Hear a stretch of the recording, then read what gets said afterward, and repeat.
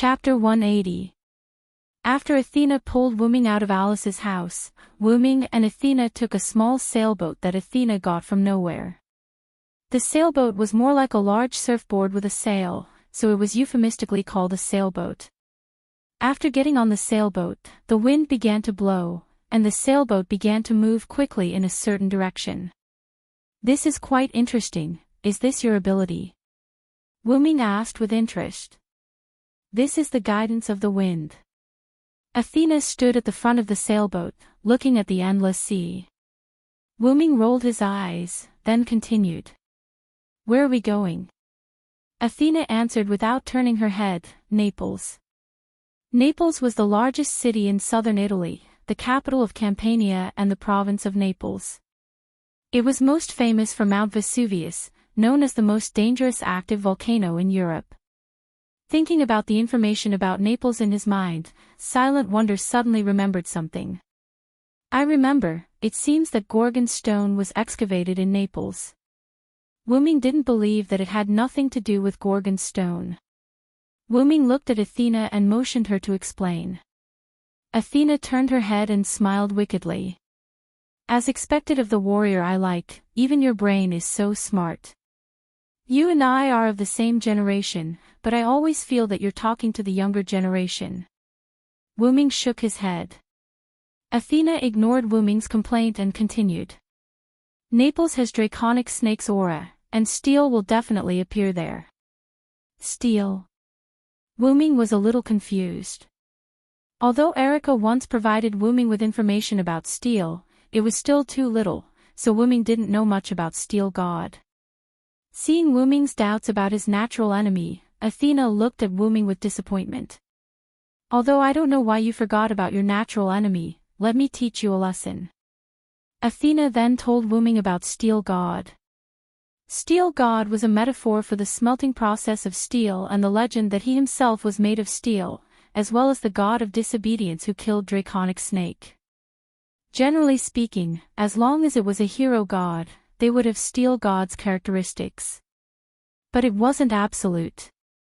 Generally speaking, the god of steel referred to the hero god, but most of the hero gods and non-hero gods with steel characteristics usually got their steel characteristics from the deeds of slaying dragon serpent.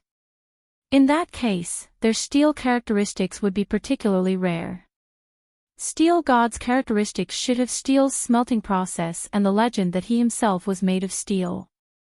The god of disobedience. Steel God and the God Slayer were natural enemies. As long as they fought each other, Steel God would become stronger, and the God Slayer would become fanatical and warlike. In addition, Steel God and the God of disobedience related to Draconic Snake were also natural enemies. In other words, Athena, who pursued Gorgon Stone, the snake, and Wuming, the Knight of the Round Table, Villothorancid, were natural enemies of Steel God. Wuming raised his eyebrows. "Do you mean you want me to deal with Steel God? Or do you want to fight with me?" However, for those god of disobedience, there was no such thing as a gang fight. "How is that possible?" "Although I'm not that weak without Snake, I'm still a little weak, so I'm not your opponent." Athena smiled slyly. Wuming was now convinced that Athena must have found out about his identity as the god of disobedience, and that's why she came to him. Previously, Wuming didn't reject Wuming. Now, Wuming understood that this was like a cousin, younger cousin, and a cousin, older cousin. Even if they were cousins, they were still related. Of course, Wuming knew what Athena meant. With Wuming, the god of disobedience with a high draconic attribute, the god of steel in the present world would definitely come looking for him. Wuming believed that the god of disobedience with steel attribute would not let him go, no matter what. Athena, who lacked a snake, or the draconic serpent and the god slayer, would not let him go. But, that's not bad. I haven't seen the god of steel yet. This is a good opportunity to see him.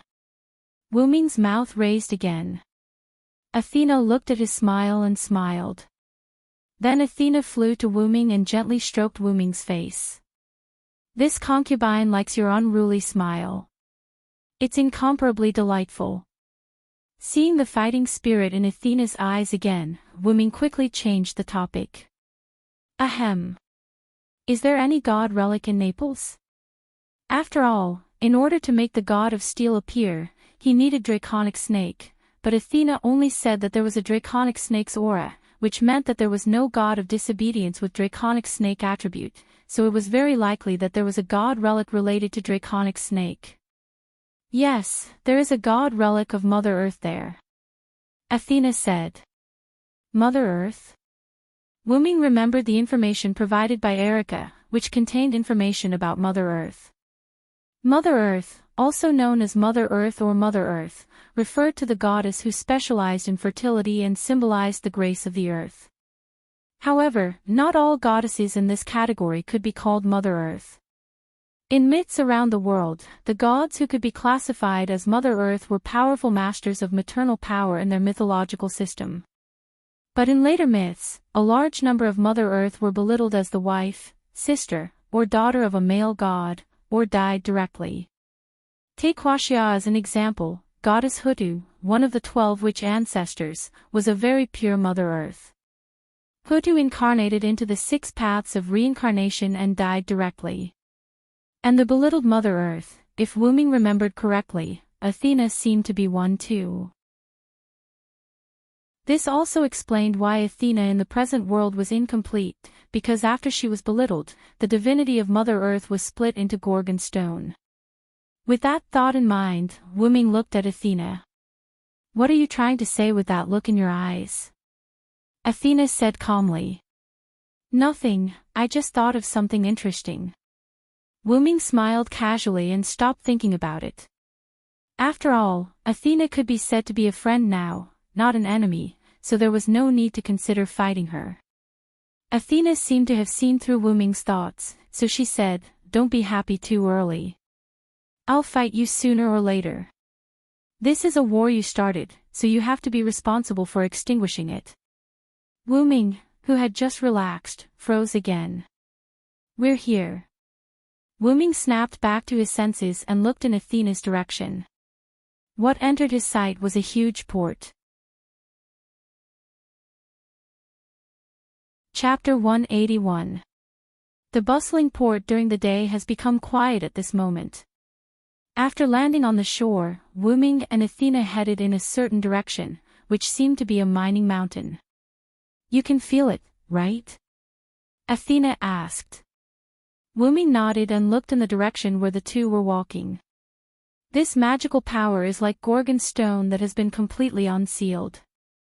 However, at that moment, Wuming also felt another magical power, which he was very familiar with.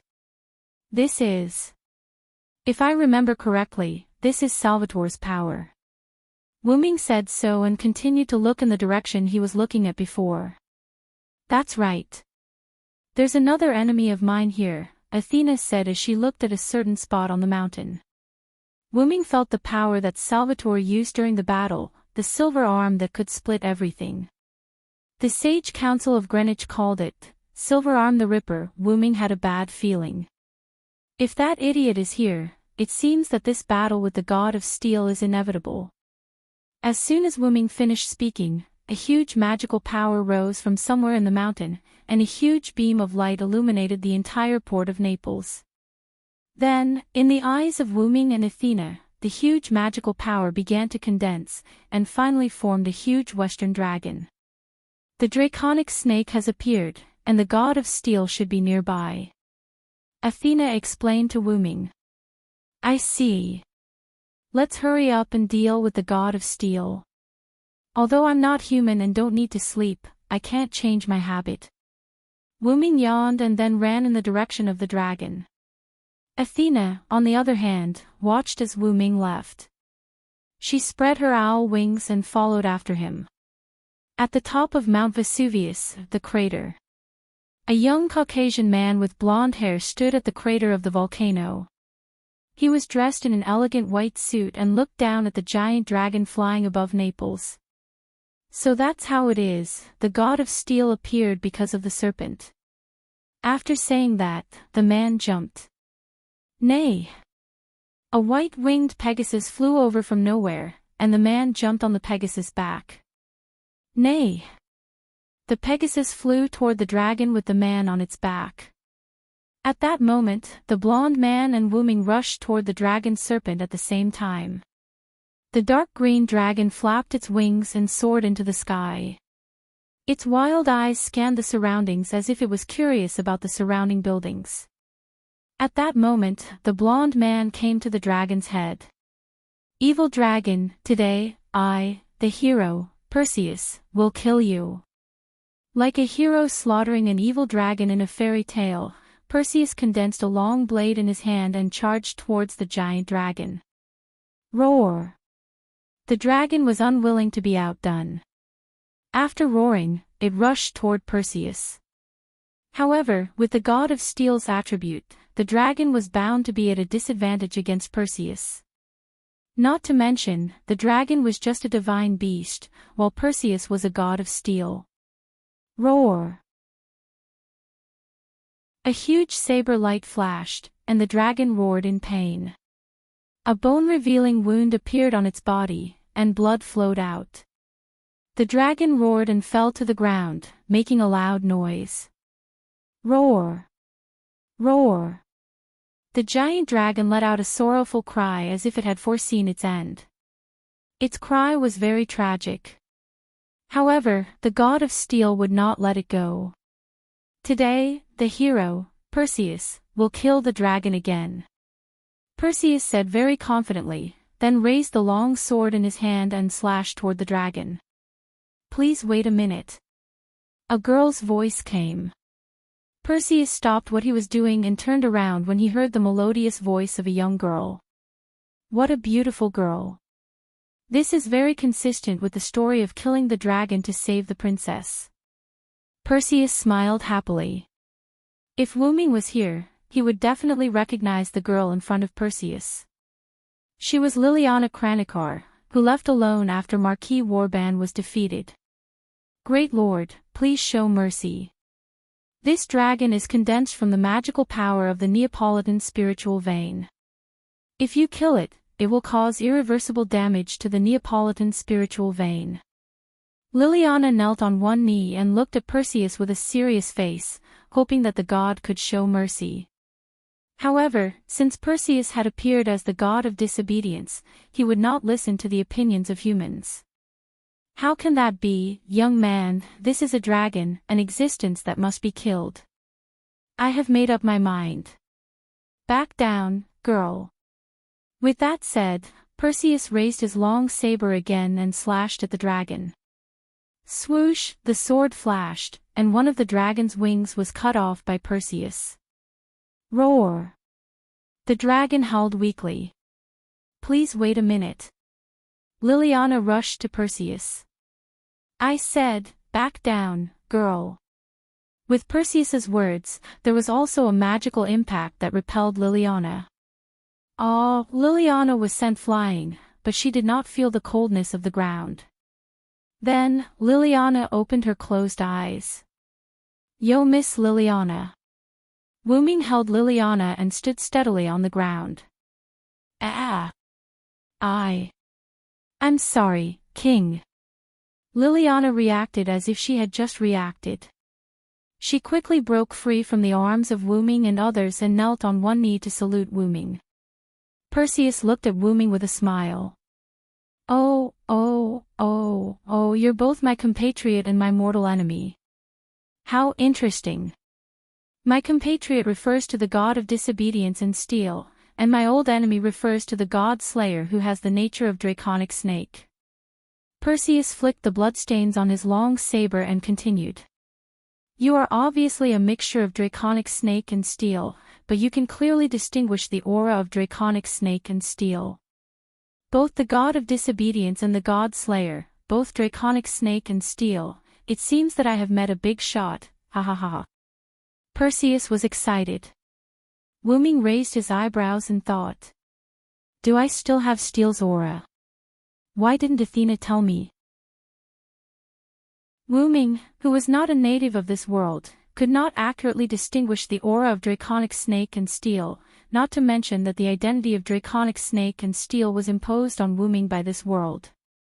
However, thinking about it carefully, Vilo-Theron seed did indeed have the dual attributes of steel and draconic snake. First, the mysterious identity of the legendary dragon. It could be said that Vilo-Theron seed was the god of draconic snake. Second, Vilo-Theron seed did have the legend of forging X-Silver, and Vilo also had a close relationship with King Arthur, who was also steel and draconic snake, so it was not wrong for him to have steel's attribute. But even if it was not draconic snake and steel, would Wu-Ming not care about it? The answer was no. Who cares? With that thought in mind, Wu-Ming said to Perseus, "I'm really sorry. Due to the willful request of a certain goddess, I have no choice but to come and fight you." With that said, Wu-Ming pointed at the gigantic dragon behind him who looked like a trembling puppy. "Ha! A certain goddess." Liliana was a little surprised. At this time, Athena flew in front of the dragon. "You are really rude, god of steel." Athena touched the dragon, and then the dragon turned into pure energy and was injected into Athena's body.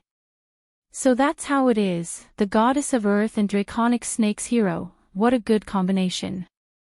Perseus smiled elegantly. "So, I have to deal with two opponents this time." Although he was surrounded, Perseus still said arrogantly, "How can that be? Of course, it's my hero who will fight you. I'm looking forward to this duel." Athena smiled slyly. Wu-Ming shrugged his shoulders casually, then looked at Perseus. "As you can see, there's no time to lose. Hurry up, I still want to sleep." Seeing Wu-Ming yawning and looking down on him, Perseus was a little annoyed. "It seems that I have been underestimated. I have to teach you a lesson, my old enemy." Chapter 182. Perseus charged forward with his sword and swung it at Wu-Ming. Wu-Ming, on the other hand, did not even look at it. He extended his hand and grabbed it directly. What? No matter what, Perseus was a god and the weapon he used was a god relic. No matter how strong his body was as a god slayer and a god of disobedience, it was illogical for him to grab a white sword with one hand. Alright, it was magical. As expected, my body is strong enough to resist a god relic now that I've become a god slayer. Wu-Ming smiled as he grabbed Perseus' sword as if he had expected it. As expected of a top dragon snake. It's not unreasonable for him to have such a powerful armor. Perseus immediately let go of the long sword in his hand and leaped backward. At that moment, Athena, who was standing behind Perseus, had already left. Perseus materialized a bow and immediately pulled the bow fully. A seemingly ordinary arrow was shot at Wu-Ming. Along the way, a powerful force exploded from the arrow. Like a dragon, it charged at Wu-Ming. Wu-Ming tossed the long sword in his hand away. The long sword turned into mana and disappeared. Wu-Ming said to Liliana directly, "This isn't something you can get involved in. Step back a little." Although Liliana was a little hesitant, she still listened to Wu-Ming. "Yes, Your Majesty. Please control your power a little and try your best to reduce the damage to Naples." Subsequently, Liliana realized that her words were a little rude to the god slayer who was a king. She immediately knelt on one knee. Please forgive me." Liliana said something that crossed the line. "Please punish me, Your Majesty," Liliana said with a blush on her face. Looking at the adorable Liliana, Wu-Ming could not bring himself to blame her. Subsequently, Wu-Ming immediately took out the X-Silver from the golden ripple. Bang! Wu-Ming casually waved his hand, and the huge mana arrow was neutralized by X-Silver's mana impact. "Alright, I'll pardon you.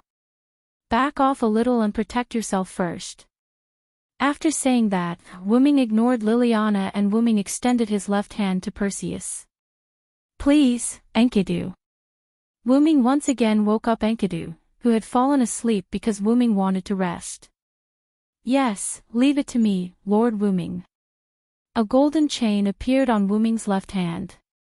The golden chain slid at a speed visible to the naked eye. Then, it wrapped around Perseus before he could react. Humph. You want to trap my hero Perseus with mere chains. Perseus tried to struggle, but he couldn't break free. Not to mention breaking free, these strange golden chains were getting tighter and tighter. What is this? Is this a weapon against gods? Perseus couldn't help but ask. Wuming was still in a leisurely mood. He slowly walked up to Perseus and said, "This is Enkidu, the heaven lock that is specially used to deal with gods. I think even you should have heard of it." Looking at Wuming, who was getting closer and closer, Perseus broke out in a cold sweat. Is it a weapon against gods in the Sumer divine system? I don't think this is the authority you obtain from killing gods. I really didn't expect that you, a Celtic god, actually have a treasure from the Sumer divine system. I'm really getting more and more curious about you. Wuming stopped when he was still some distance away from Perseus. So, are you ready to return to mythology, Perseus? I'm the strongest, and I hold all victory in my hands. No matter if it's a human or a demon, I'm the one who defeats all enemies' hostility. I will defeat any enemy that blocks my way. Giants with unparalleled divine power, please give me your aid. As the words were spoken, the long pointer on the stone plate in Wuming's inner world suddenly turned and pointed to the 2:00 direction. It was the stone plate that depicted a giant that towered into the sky. Then a huge golden giant phantom appeared and enveloped Wuming. Thou hast violated the contract and brought evil to the world. Lord's Day, sinners will be punished. Shatter their backs, dig out their bones, hair, and brains, and trample on their blood and mud. If I'm the one who can't get close to the darkness, I'll follow the Lord's words and destroy thee. The short pointer on the stone plate pointed to the 5:00 direction. The small stone plate lit up, and the small stone plate that lit up was engraved with a portrait that looked like a black hole that absorbed everything. In an instant, the giant changed color from the original gold to red, and its entire body was surrounded by the aura of annihilation. The land around Wuming began to disappear bit by bit. As if sensing something, the light behind Perseus shone brightly and illuminated Wuming. However, this was of no use. The giant moved according to Wuming's thoughts. It raised its hand and caught the mythical beast that was flying in the sky, Pegasus, and then crushed it. Nay, Pegasus let out a mournful cry and died in the giant's red palm. Even the mana that had disappeared was devoured by the red palm and wiped out completely. Why? That's obviously the power of Welslana. How can it not be sealed? Perseus was shocked. Of course, Wuming would not tell him that it was a noble relic that was sublimated from the combination of Welslana and Mecker's powers. 12 powers, God's Killer level, EX type, Human Noble Relic distance, 1 maximum catch, 1 There were 12 incarnations of Dragon species, Giant, Warrior, Storm, Annihilation, Flood, Vitality, Dependence, Thunder God, Phoenix, Sun, and Magician. Each incarnation was comparable to a noble relic. It was the upgraded version of the power that came from killing the gods' clones. It had become Wuming's own thing. I don't have the idea of a villain telling the protagonist about his ability. You can return to the myth in confusion. With that, the giant's shadow held Perseus. Damn it. Ah!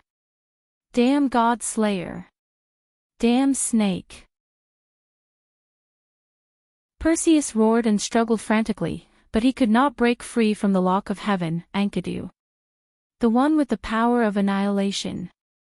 Kill him with one blow, shatter and annihilate him. Chanting again, the red giant burst out a dark red light, and the hand that was holding Perseus clenched hard. At this point, the famous hero in Greek mythology, Perseus, returned to the myth. Wuming removed the incarnations of Giant and Annihilation and took back the lock of heaven. Little N, are you okay? Wu Ming asked with concern. It's okay, Master Wu Ming, because the attack just now was your noble relic. Although it had the power to threaten me, I was not hurt. The golden chain wrapped around Wu Ming's arm, and there was a cool female voice. I think so too. After all, I now have full control of the power of authority. Suddenly, Wu Ming found a problem. Why didn't the power increase? It was not that Wu Ming needed Perseus' power, but the timing was too strange. The God Slayer would definitely gain the power after killing the God of Disobedience. This was the law of Pandora's great curse. Wu Ming instantly emptied his mind and felt the changes in the surrounding magic. Found it. Chapter 183. I am the strongest and the one who holds all victory in my hands. No matter if it is a human or a demon, I will defeat any enemy that stands in my way. Giant with supreme divine power, give me your aid. Fear the one with wings. Evil people and powerful people are all afraid of me with wings. My wings will bring you a curse. Evil people will not be able to hit me. In an instant, Wu Ming chanted 2 words in a row. The long and short needles on the stone plate in his heart pointed at 2:00 and 10:00 respectively. The towering giant and the illusory phoenix lit up. At a speed that was difficult to be seen by the naked eye, Wu Ming rushed to a small forest not far away. Wu Ming raised an arm and the shadow of a giant's hand appeared. Then, the giant's hand slammed into the house. Boom! The hurricane surged in all directions and the earth groaned. The hurricane blew over some of the surrounding buildings. Even Liliana, who was unprepared, was blown away. With the house as the center, the ground cracked like a spider web. However, Wu Ming did not feel like he had hit the target. A black shadow escaped from the house before Wu Ming hit it. Master Villo, please stop. The black shadow let out a voice that Wu Ming missed. What's this voice? Wu Ming stopped and dismissed the 2 avatars. Looking at the black shadow that he could not see clearly, Wu Ming was a little excited. It can't be wrong. It's you, Guinevere. The black shadow walked in front of Wu Ming and revealed her true form. It was a beautiful white girl about 12 or 13 years old. Her golden curly hair outlined an elegant curve and set off an extremely beautiful face. She was like a child's version of the Guinevere that Wu Ming knew in the M-Moon world. Master Villo, I missed you so much. With a choked voice, Guinevere threw herself into Wu Ming's arms. Wu Ming squatted down, as if he was a father hugging his daughter. I don't know what kind of relationship Guinevere and I have in this world, but King Arthur is not a woman. With that in mind, Wu Ming patted Guinevere's back. Although it wasn't Guinevere from the same world, the sense of familiarity he felt was the same. Guinevere, why are you here? Wu Ming asked with concern. Guinevere wiped his tears, raised his head, and looked at Wu Ming. Master Villo, I came to find the last king. Guinevere then spoke to his shadow. Uncle, please come out. In a split second, Guinevere's shadow rippled as a fully armored knight appeared from Guinevere's shadow. Master Villo, it's my honor to see you again. The neutral voice conveyed from the heavy armor made Wu Ming wonder if Lancelot in this world was a man. Seeing that Wu Ming didn't speak, Guinevere thought that Wu Ming was blaming Lancelot, and quickly explained. Master Villo, uncle appeared as my patron saint, God's shadow. Because of his berserk skill, he lost the memory of the people he knew, and I lost my memory because I reincarnated for too long. I didn't mean to neglect you. If I didn't come in close contact with you, I wouldn't have recognized you. Seeing that Guinevere seemed to have misunderstood something, Wu Ming smiled and shook his head. I don't mean to blame you, I'm just thinking about what you said about the last king. Master Villo, don't you know the last king? I thought you were the last king. Guinevere said with some disappointment. Then, Lancelot spoke. Lord Varen, Wuhuwu's daughter came here for the strongest steel god. We want to use the dragon snake to lure the last king out." After a brief description, Wuming understood Guinevere and Lancelot's plan. Both of them had their own mission, to find the last king and liberate the strongest steel. However, neither of them knew the identity of the last king, so they could only keep looking for him. The easiest way to find steel was to liberate Dragon Snake. Therefore, Hera's stone pillar under the ruins of Naples became a good tool to use. However, Salvatore was an unexpected guest. Salvatore was knocked out in a fight with Wu Ming, so Salvatore, who felt that he had not fought enough, found this relic in Italy. It was the Hera's stone pillar. After cutting Hera's stone pillar in half with silver arm the rip, the huge magical impact sent Salvatore flying. The demonic dragon condensed from the magical power of the spiritual vein of Naples attracted Perseus. Liliana wanted to stop Salvatore's behavior because she was with Salvatore before, but because she didn't stop it in time, Hera's stone pillar was cut off. After Salvatore was sent flying by the magical impact, Liliana wanted to stop the dragon from wreaking havoc, so she followed the dragon. As a result, she saw that Perseus was going to attack the dragon, and then it was Wuming's turn. With the idea of seeing whether Perseus was the last king, Guinevere and Lancelot hid and waited for the battle between Wuming and Perseus. The result was no doubt that Wuming won. "I've already said that Lord Varen's status is not something a mere mitra can compare to," Lancelot said. Hearing this, Wuming thought of the light that Perseus released at the end, which was like a sun, and why Perseus said that it couldn't be sealed. When Wuming first met Perseus, he quietly asked Callas to find out all the information about Perseus. He had no doubt that Perseus was Wuming of Mitra. And because Perseus was Mitra, he had a sealing effect on Wellislana's authority. However, what Perseus did not expect was that the 10 avatars that had become Wuming's noble phantasm could no longer be affected by Mitra. After all, the 12 avatars of Wuming had exclusive authority. "I'm really happy to be able to see Sir Villo." Guinevere smiled sweetly. This reminded Wuming of Guinevere in the Moon world. Both of them loved to smile. Regardless of whether they were related or not, Wuming still liked Guinevere, who loved to smile. Although it's a little surprising that Sir Villo became a god slayer, did Sir Villo also use some secret technique to turn people around? Guinevere said softly. "We're very sorry, Sir Villo. Since you've become a god slayer, you definitely won't be the last king," Lancelot continued Guinevere's words. "I wish you success, Sir Villo." Lancelot summoned a white horse and left with Guinevere. Wuming did not stop them. Instead, he was deep in thought.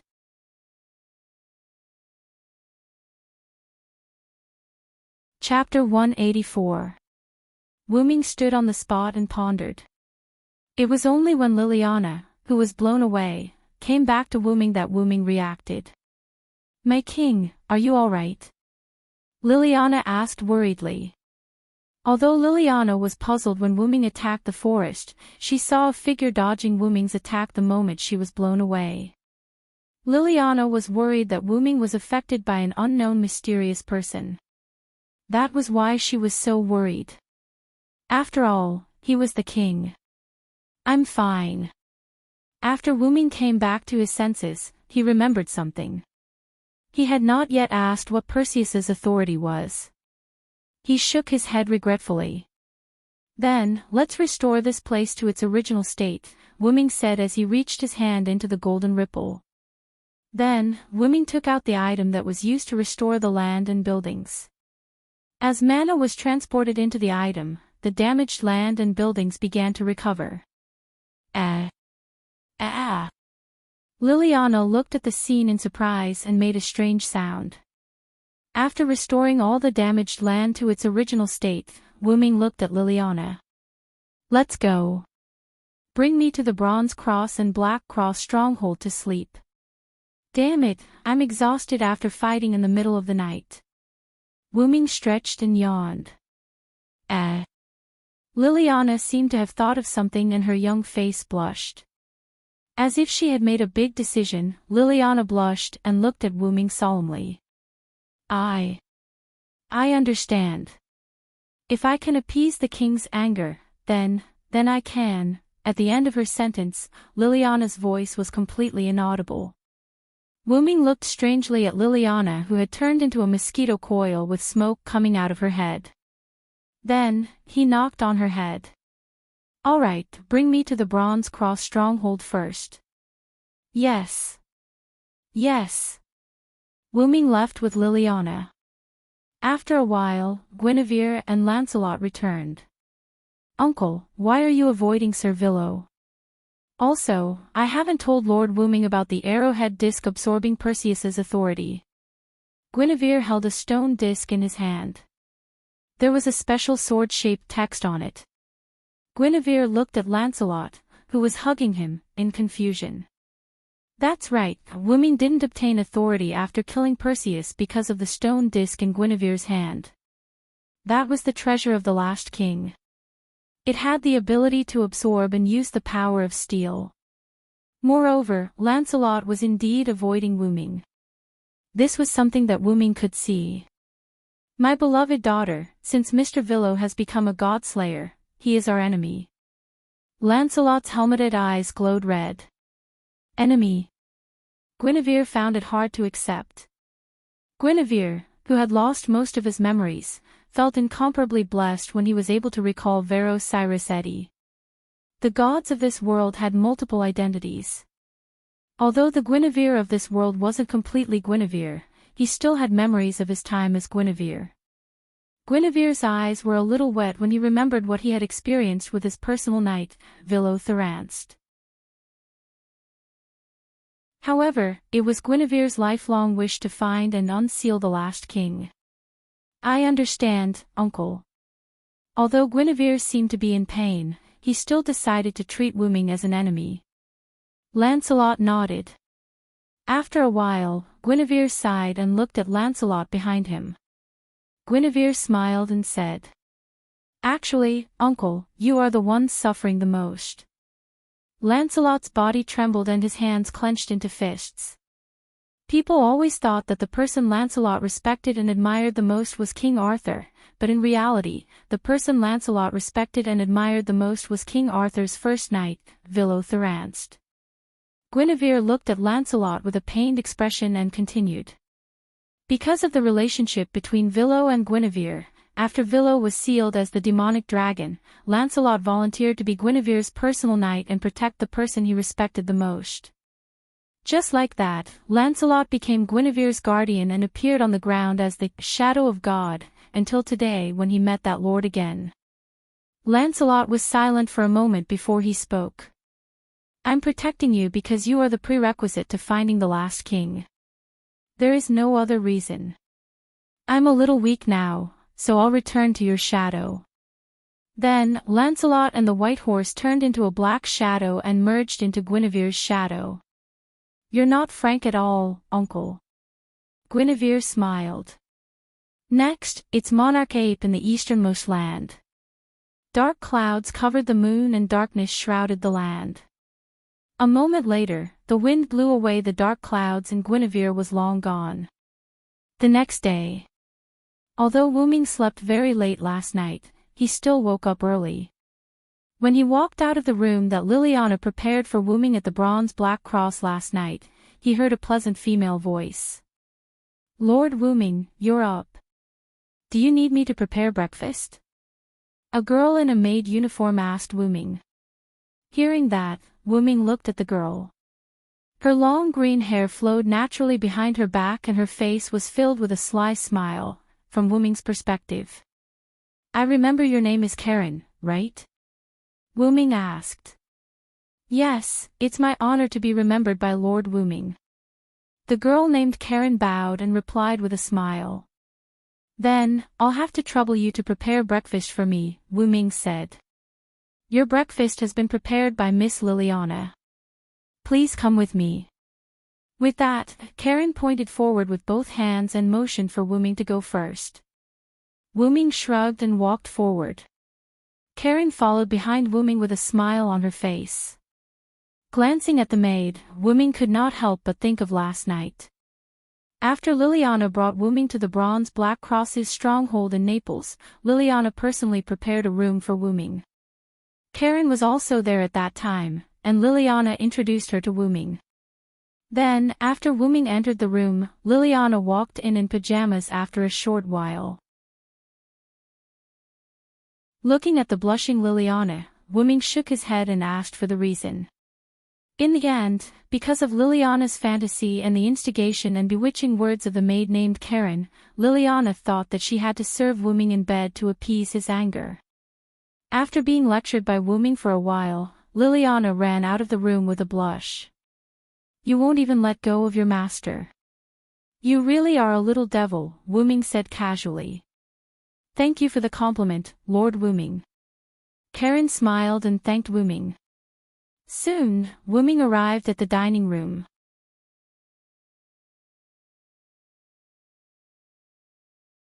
Chapter 185. When he pushed open the door of the restaurant, what he saw was not the luxurious feast that Wu Ming had imagined. Instead, it was an extremely simple Italian breakfast. Sandwiches, sausages, fried eggs, bread, and a cup of coffee. It was simple and sumptuous. Seeing Wu Ming's stunned expression, Liliana, who was standing at the side, was a little flustered. "Because I don't know what you like, King. However, I heard that you are the British god of disobedience, so I tried to make some British breakfast food." Looking at Liliana, who was a little embarrassed, Wu Ming laughed heartily. Ha ha ha. Liliana was frightened by Wu Ming's laughter, while Karen was secretly laughing. She had already heard that there was no dissatisfaction in this laughter, only happiness. Sorry. Because every time I'm served by others, it's an extremely sumptuous banquet, so I'm not used to such dullness." Then, Wu Ming walked to the table and sat down. "However, although this food is simple, it feels sumptuous. I'm very satisfied, Liliana." Liliana heaved a sigh of relief and patted her small chest that had just developed. "King, it's good that you like it." Wu Ming took a bite of the fried egg. It was surprisingly not bad. Could it be that Liliana made all these herself? Wu Ming asked. "Why, yes." Liliana's face was slightly red as she said shyly. "Your culinary skills are really good. Do you want to come and be my knight?" Wu Ming said with a smile. "Ha!" Liliana exclaimed. It was obvious that she did not react in time. "I'm serious. I'm very satisfied with your performance last night. For this land, you launched an attack on Perseus alone. Although you overestimated yourself, this is what a knight should be like. Think about it." Perhaps it was because he had been in Camelot for too long, Wu Ming had a particularly good impression of people with chivalry. Moreover, she was a beautiful young lady. Cough cough. Karen walked to Wu Ming's side and said, "I'm sorry, Lord Wu Ming. I'll go and persuade Miss Liliana. I'll take my leave first."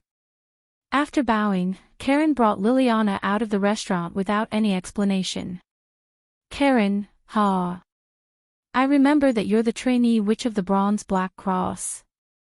You really live up to the title of witch. This character." Wu Ming smiled, then began to enjoy the food again. Outside the door, Karen, stood Liliana. "Karen, what are you doing? It's rude to leave the king alone." As she spoke, Liliana pretended to go back. "Miss Liliana, this is a once-in-a-lifetime opportunity." Liliana was Liliana and LLA. Our Bronze Black Cross and Red Bronze Black Cross are the two biggest magic associations in Italy. We used to have equal status. In the end, Lady Erica Brantley sought refuge with Lord Wu Ming. Our Bronze Black Cross has gradually declined. Karen turned around and continued, "Also, because of your incompetence, Marquis Wabin also thought that you're dead." If Lord Marquis finds out that you're still alive, he'll go and look for you. Who knows what this eccentric Lord Marquis will do? Liliana's body trembled. For example, the bronze black cross of destruction. The original plan was for you to seek refuge with Minister Salvatore, but in the end, you lost him. Last night, because Salvatore Toni slashed open the god relic Hera's stone pillar, he was swept away by the huge magic impact. Moreover, Lord Wuming requested to bring him to the bronze black cross foothold, so Liliana missed the King of Swords. Didn't you want to give yourself to the King of Disobedience yesterday? Why don't you seek refuge with him? Liliana blushed again as she spoke to this point. It's all because of you. Otherwise, why would I misinterpret the king's words?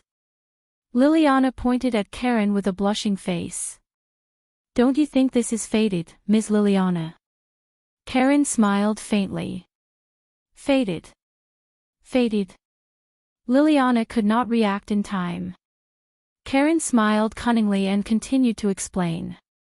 On the night of the disaster, the hero and the heroine met under the moon. The hero defeated the evil opponent and brought the heroine home safely. As Karen's words bewitched her, Liliana, who was delusional, began to fantasize with a blushing face. Ms. Liliana. Karen interrupted Liliana's fantasy. After snapping back to her senses, Liliana coughed with a blushing face. Cough. Looking at the current situation, that's the only way. Oh, Ms. Liliana, you're not frank at all.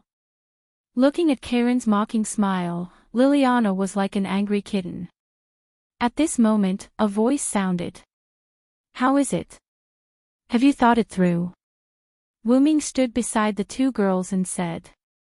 When? Both Liliana and Karen were shocked. After snapping back to her senses, Liliana knelt on one knee. Liliana Kranikar, I offer my everything to the King of God Slayers. I will turn into a sharp sword and cut through all enemies that block the path of the king. Just like that, Liliana became Wuming's knight. So, this is your excuse to take advantage of my absence. Erika looked at the serious Liliana and was a little displeased. The next day, Erika found that Wuming was missing, so she urgently contacted Wuming. After learning that Wuming was in Naples, she immediately rushed over. And no choice. I came because I saw that Lord Wuming needs talents around him. After all, how can the king not have a servant who knows how to cook? Liliana blushed a little. Although Erika was right, Liliana would definitely not compromise with her rival. Oh, is that so? Then Lily, as the head chef, you can prepare food for the king in the rear.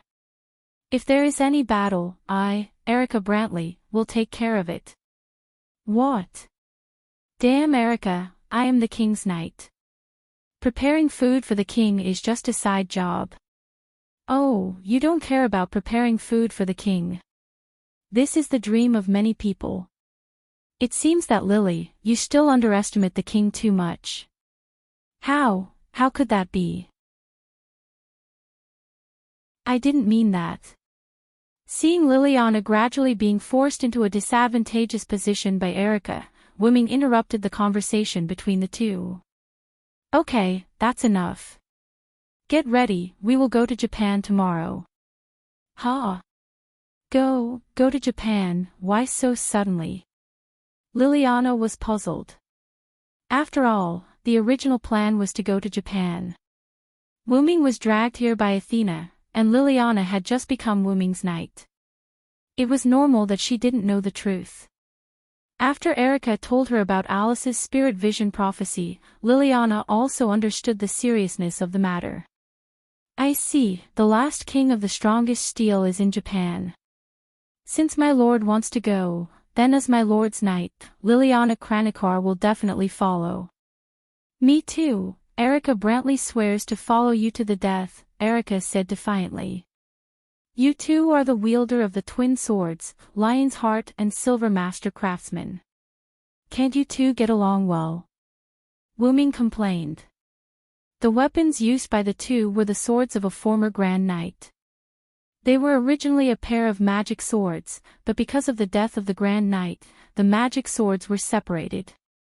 After tossing and turning, they fell into the hands of the Black Cross and the Black Cross, and were then handed over to their respective prodigies. "I love Lily very much, Wuming," Erica said with a sly look. "Who would believe you, you vixen?" Liliana looked angry. Obviously, Erica had tricked Liliana more than once. Erica stopped talking back to Liliana and looked at Wuming. "Then, I'll contact the plane to Japan." Liliana also got up and said, "I'll go prepare dinner tonight." Then, the two girls left the room. At this moment, Wuming was thinking. Where did Athena go?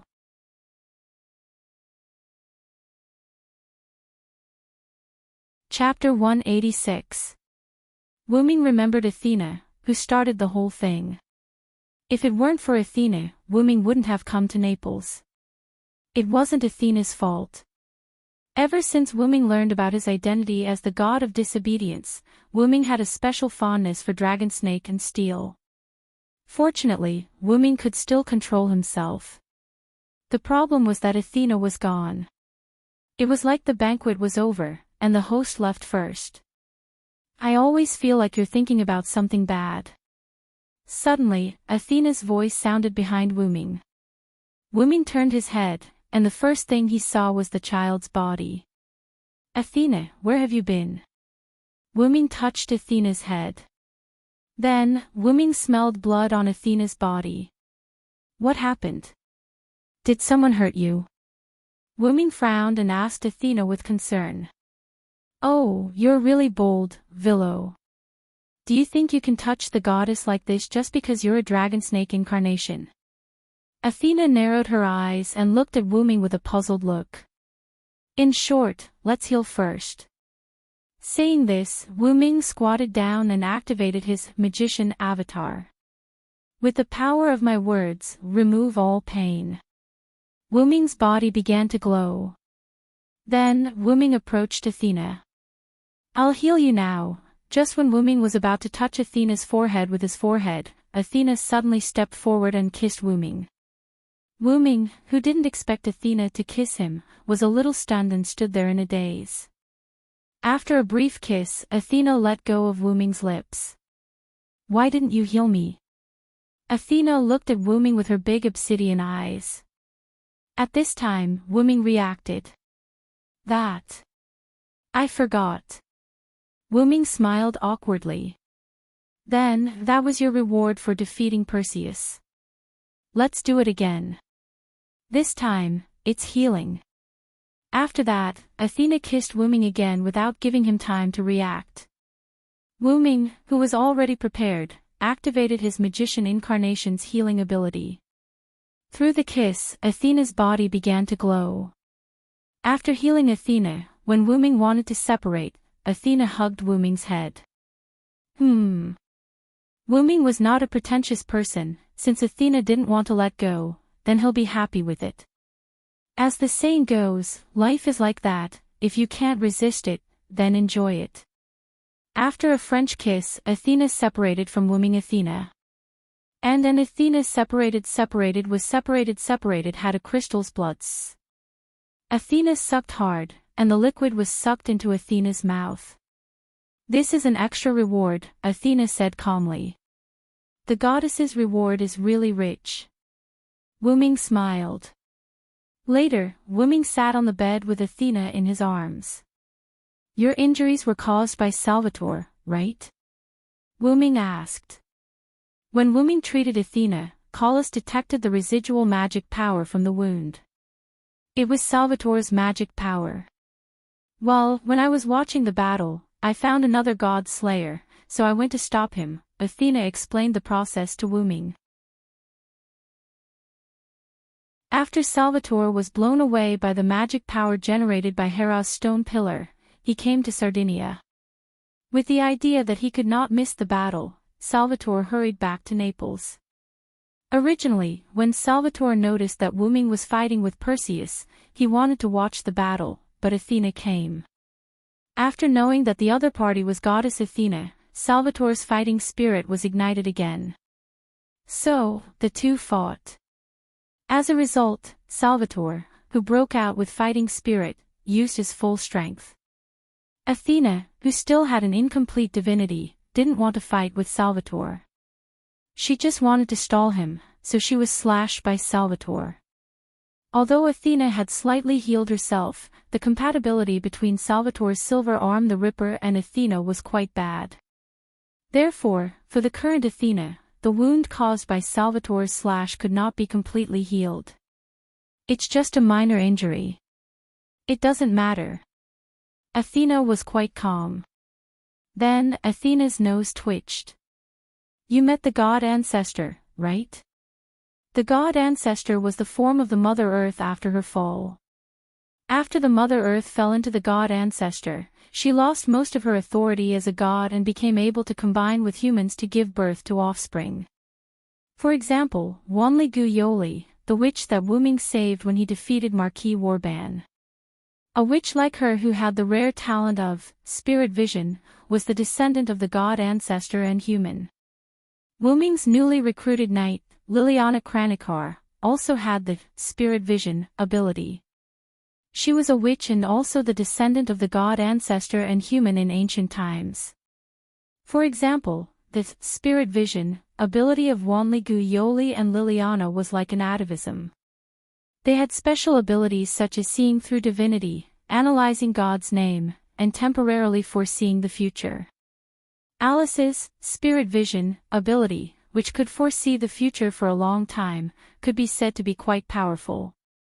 Although this ability was very powerful, more powerful than that of Wanli Gu Yoli and Liliana, there were also drawbacks.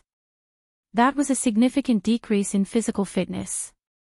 The reason why Liliana could become a knight and fight on the battlefield was that her spirit vision ability was quite weak. Such a weak spirit vision ability gave her a strong physical fitness. For example, Wanli Gu Yoli's spirit vision could be said to be on the high side. Her physical fitness was inclined to the virtual side. On the other hand, Alice's body was directly affected. Not only was her body sickly weak, but she also couldn't go out for long periods of time. Even standing for a little longer would cause slight damage to Alice's body. She could only walk outside in the form of a ghost. This was the drawback. But compared to the drawbacks, its advantages were coveted by countless magicians. The descendants of the god ancestor like Guinevere had a chance of producing such a talent. You mean Guinevere, right? You know my identity. It's not strange for me to meet Guinevere. Hearing Wu Ming's words, Athena's snake-like eyes flashed with a trace of seriousness. You may not know, but Guinevere, who was able to degenerate into a god ancestor, had a long-cherished wish that couldn't be realized even after several reincarnations. Moreover, you, who have become a god slayer, are completely opposed to the long-cherished wish of the god ancestor. Looking at Athena's obsidian eyes, Wu Ming smiled. So what? So what if it's fate? Didn't we, the god of disobedience, come here to fight against fate? Wu Ming said confidently. Although he was not the god of disobedience in the true sense, he was. I have underestimated you, Vilo silenced. Thinking about it, only heroes like you can say such words. Athena said as she broke free from Wu Ming's embrace. Since you have said so, I will not stop you. I look forward to your new story in Japan. Until we meet again, my compatriot. With that, Athena turned into a black shadow and disappeared into the night.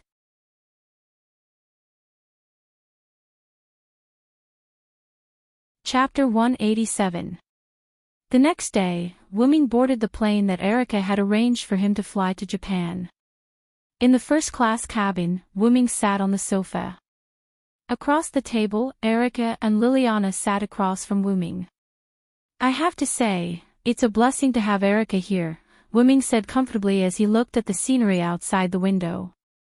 Wu Ming said. Although I don't want to admit it, Erica is still the best in this situation, Liliana said with a slightly rosy face. Although I feel that you're saying the same thing about me, I, Erica Brantery, will accept your compliments.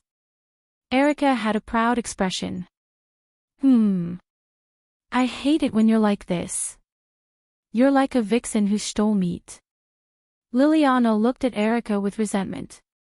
Please call this the pride of a proud lioness. Seeing the two of them at each other's throats again, Wuming smiled. Wuming could not help but recall what Karen and Yaliana had said.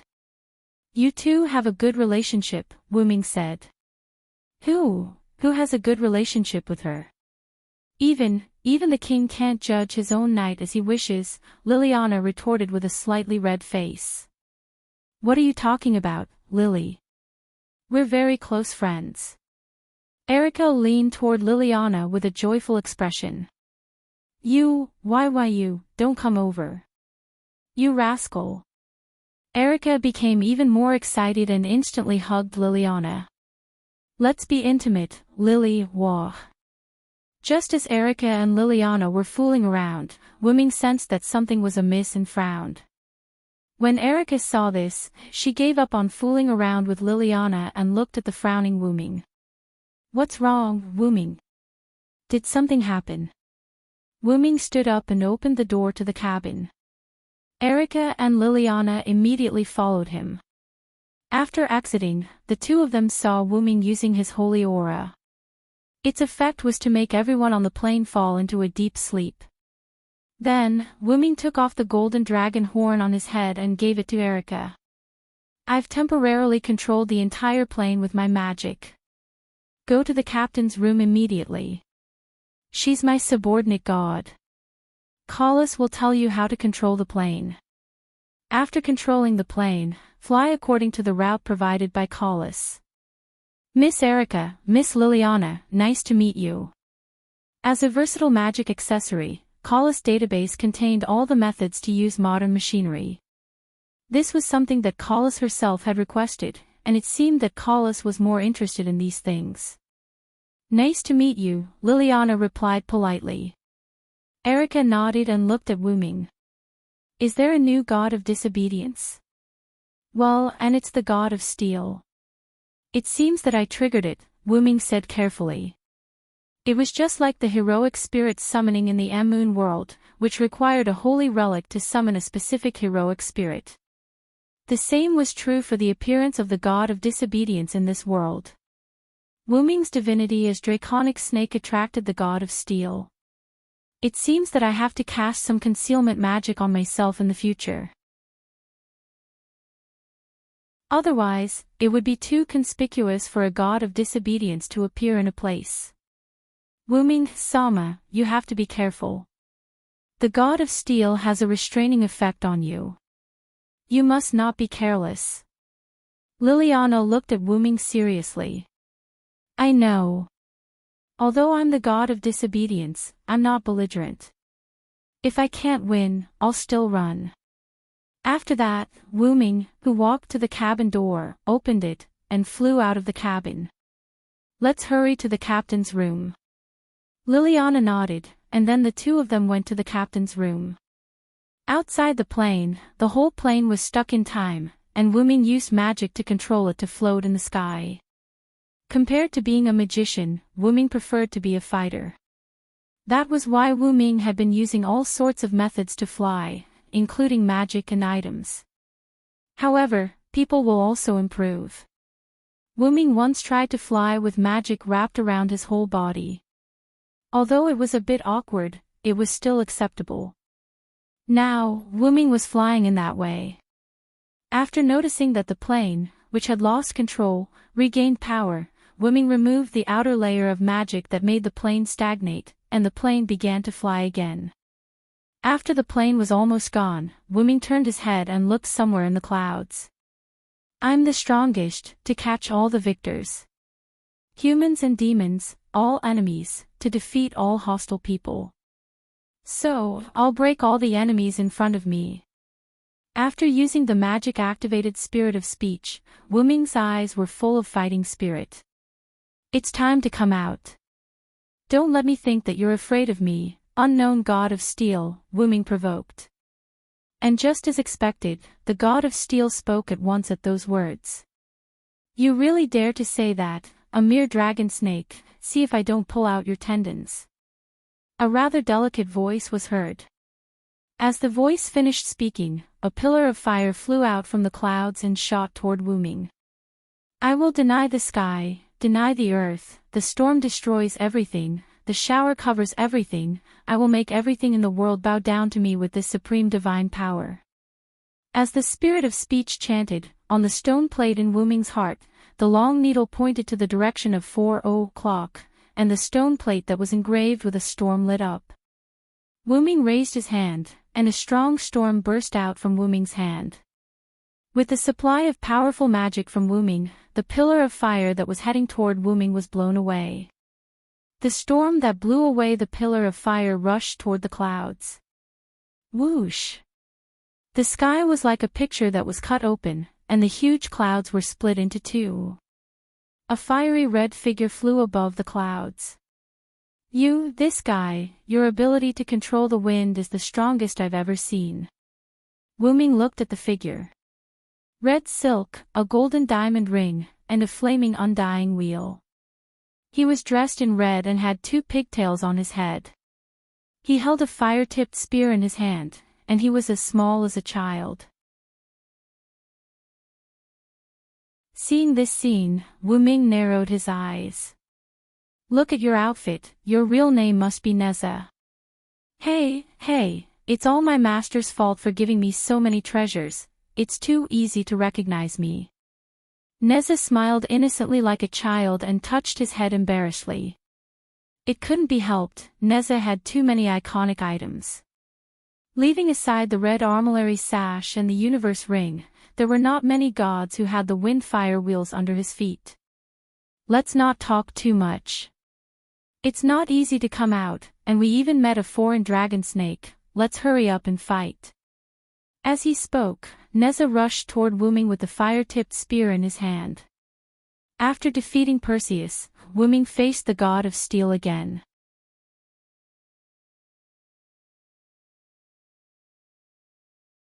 Chapter 188. Wu Ming immediately took out the meteor silver and faced Neza, who was rushing over.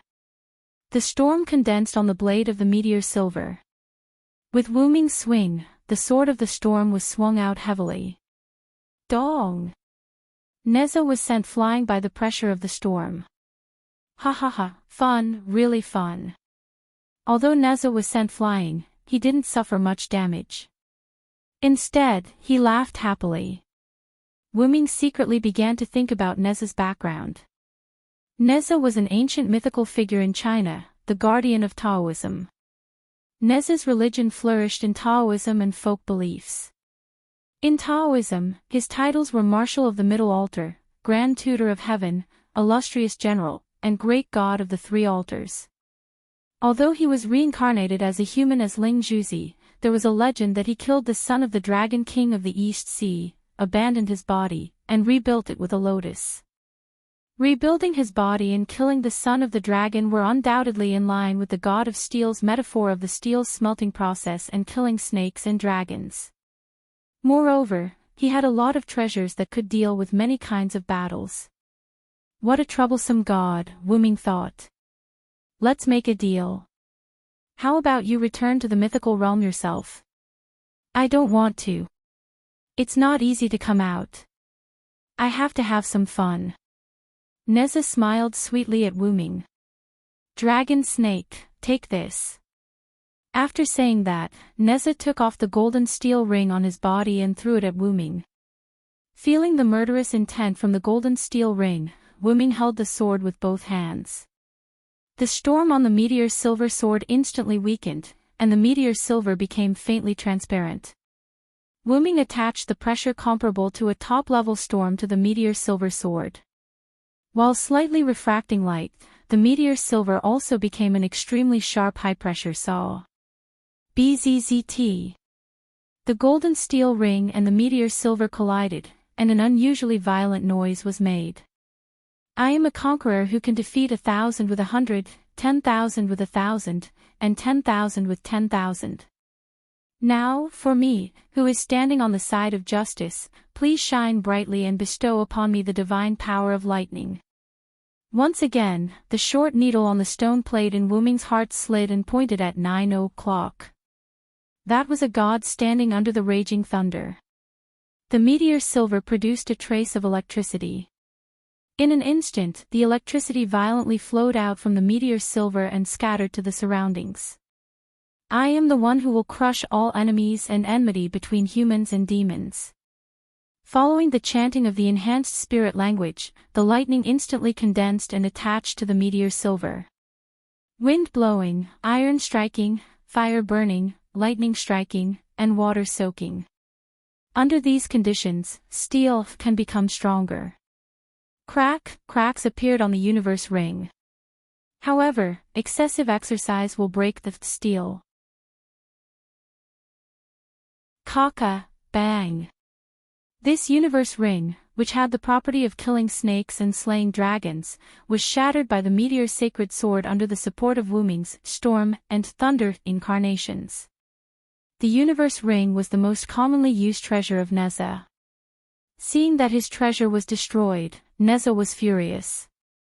Although Neza existed as the guardian of Taoism, he also had a violent and unyielding character. In the myths, Neza was brave and fierce, eccentric, and loved to fight and make trouble. He was very aggressive and didn't care about life and death. How dare you damage my treasure? Today, I will pull out your tendons and make a belt.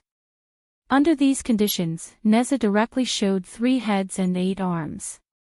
This was the 8-armed, 3-headed Dharmakaya. Many people only knew about the 3-headed, 6-armed Neza, but not the 3-headed, 8-armed Neza. 6 arms referred to the 6 hands holding the demon-slaying sword, the demon-slaying knife, the demon-binding rope, the demon-subduing pestle, the embroidered ball, and the fire wheel. The 8-armed Dharmakaya had 4 hands holding the universe ring, the red armillary sash, the golden brick, and the 9 dragons' heavenly fire shield. The remaining 4 hands held a fire-tipped spear, and the other 2 hands held the yin-yang sword. After using the 8-armed, 3-headed Dharmakaya, Neza had a green face and fangs. His hair was like cinnabar, and he looked very fierce. Whether it was the 6-armed, 3-headed Dharmakaya, or the 8-armed, 3-headed Dharmakaya, they were extremely ugly and could not be restored to their original state. In the myths, Neza could freely change between the 8-armed, 3-headed Dharmakaya and an ordinary body because of the art of concealment taught by his master, Taizhenrin. Dragon Snake's old enemy, take this. Neza shouted in a hoarse voice. Then, he rushed toward Wuming with 7 weapons in his hands. The universe ring was replaced by the demon-slaying sword. Good timing. Wuming also shouted. Using the storm to increase his speed and the thunder god to increase his reflexes, he used the meteor silver to fight against Neza's 7 weapons. Neza was indeed the guardian of Taoism. With the 7 weapons, he was evenly matched with Wuming. I didn't expect a foreign dragon to have such martial arts skills. This is awesome. Neza, who was in the form of a green-faced demon, had gradually forgotten about the destruction of the universe ring. He was immersed in the joy of fighting Wuming. Wuming dodged the golden brick that Neza threw at him and stopped at the side. The fight is over. Now is the time for the real killer move. If you want to run, now is the time. Wuming held the sword with both hands, the tip of the sword pointed upward. Interesting, very interesting. Let me see the prowess of a dragon from a foreign country. Ha ha ha. Neza shouted. With his green face and fangs, the 8 weapons in his hands and feet exploded with powerful magic power. He rushed toward Wuming with Neza. Silver, meteor silver. The extreme meteor with the storm and thunder collided with the 8 fiery lights. The heat evaporated and affected the surrounding weather. Dark clouds gathered in an instant. Wind howled, rain fell, and lightning flashed. When the meteor silver's light disappeared, Wu Ming and Neza were already very close to each other. In the end, it was the impact of Neza's 8 weapons that broke through Wu Ming's meteor silver. But, clatter, the sound of chains sliding could be heard. Damn it! It's a weapon against gods. Neza struggled with his green face and fangs. Wu Ming's slightly battered figure floated in front of Neza. He reached out a hand, and there was a golden ripple in front of his hand. The golden chains wrapped around Wu Ming's hand entered the golden ripple in front of him. A few ripples appeared around Neza, and a few heavenly chains extended from them. They bound Neza's body and limbs, restraining him. Wu Ming had expected that the meteor silver would not work on Neza. It was just an illusion on the surface. Wu Ming had already asked Enkidu to be prepared. When Neza broke through the meteor silver's light, the chains would immediately bind him. Even if it's a weapon against gods, my fire-tipped spear can break it, Neza said as he prepared to attack with his fire-tipped spear. At this moment, Wu Ming moved. He moved his hand with the heavenly chains, and a few more ripples appeared. A few golden heavenly chains immediately flew out and bound Neza's weapons, including the wind fire wheels, and the other 8 divine weapons. You're a general now, aren't you, Neza? Wu Ming said with a smile. Damn it! Neza said viciously. Then, he deactivated his 8-armed, 3-headed avatar. Since I've lost, you can do whatever you want to me. Although Neza was bold and daring since he was born, he was also a man who dared to do what he wanted. He dared to love and hate, and he was soft on the outside but tough on the inside. To him, a loss was a loss. He had no intention of quibbling about it. If you can return to the myth by yourself, I won't have to do anything, Wu Ming said tiredly. Neza was puzzled. You're really strange. Although I don't know what you are, I can still sense that you're a god slayer. Won't you be able to increase your power if you kill me? This was because Wu Ming did not have high aspirations for authority. In his opinion, having enough power was enough. Too much power would only lead to drawbacks. It's none of your business. Do you know the myth or not? Wu Ming stared at Neza fiercely. Neza rolled his eyes as if he had thought of something. Then, he said firmly. I refuse. Wu Ming shook his head regretfully. Then, goodbye, Neza. Pucci.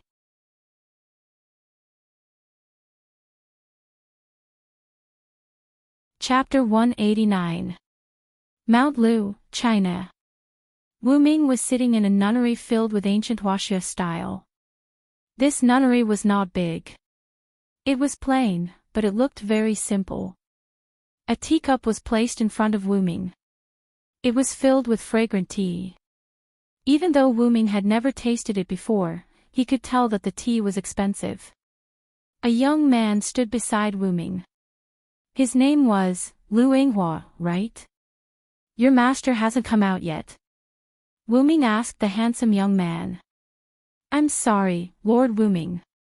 My master is very particular about etiquette. Plus, my master is an unmarried woman. She will not come out to meet guests before she is dressed.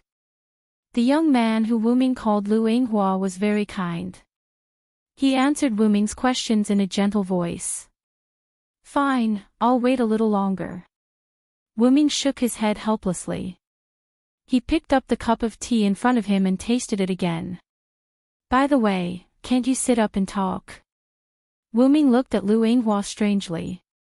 Wu Ming said that because Lu Yinghua was kneeling on the ground in a kneeling posture. No, Lord Wu Ming, you are on the same level as my master.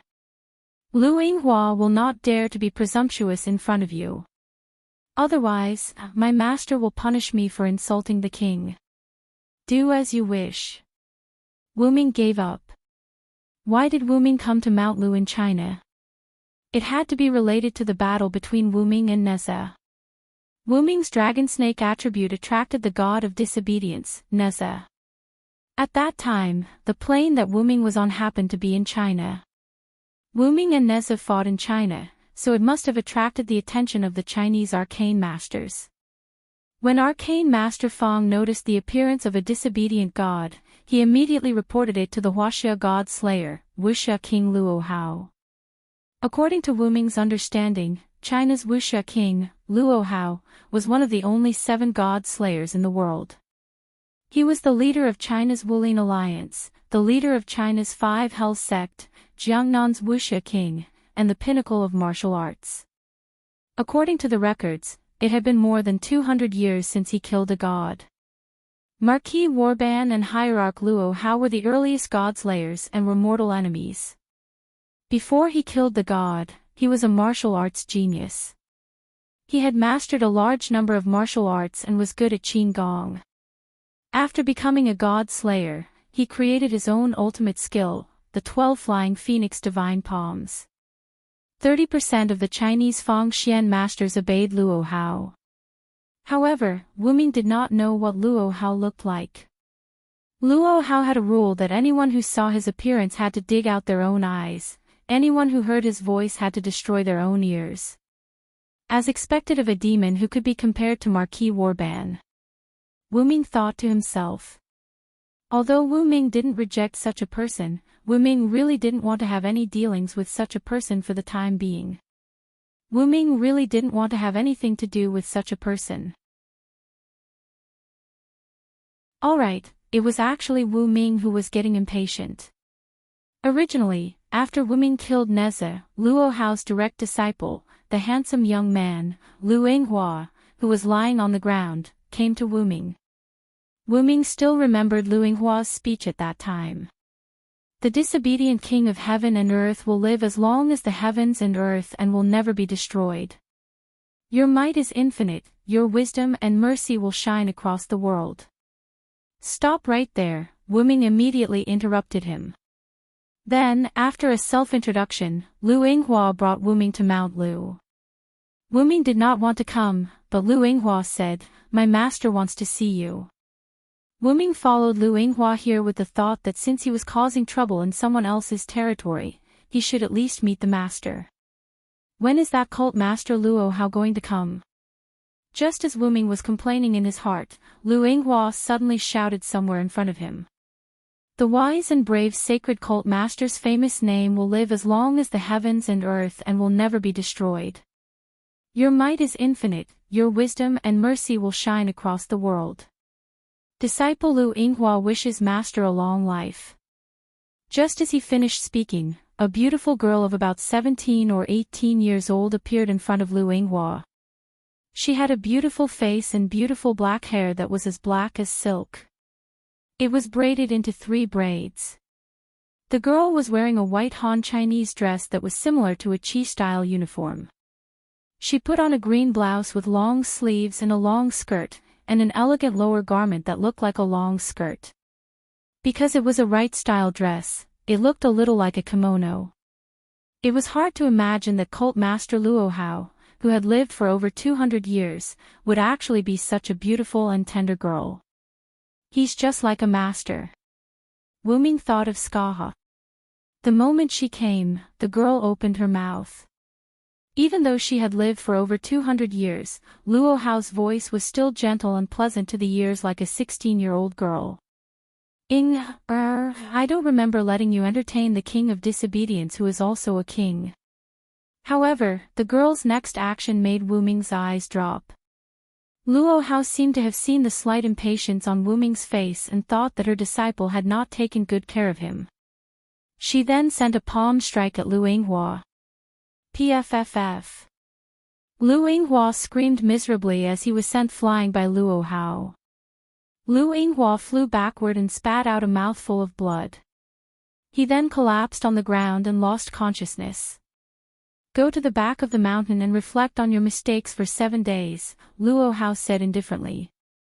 The corpse-like Lu Yinghua suddenly got up and wiped the blood from the corner of his mouth. He then knelt on one knee and saluted Luo Hao. Thank you, master. He then ran away. Wu Ming raised his eyebrows and then stretched out his hands to massage his temples. As expected of an older generation god slayer.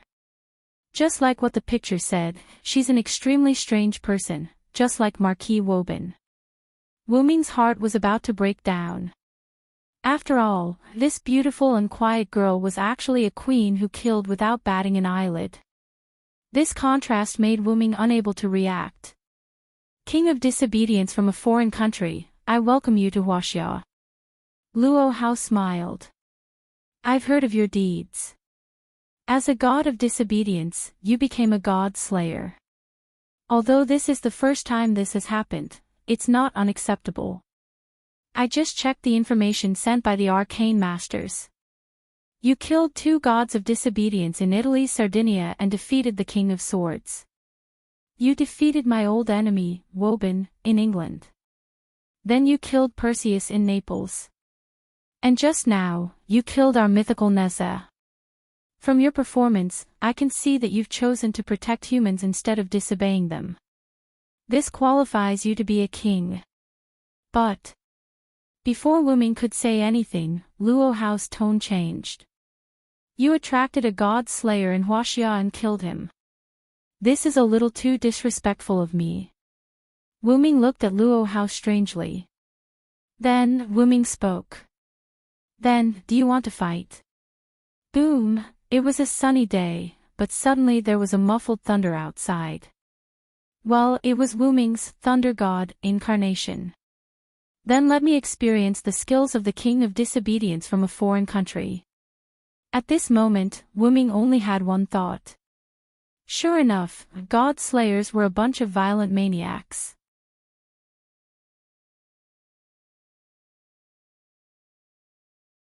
Chapter 190.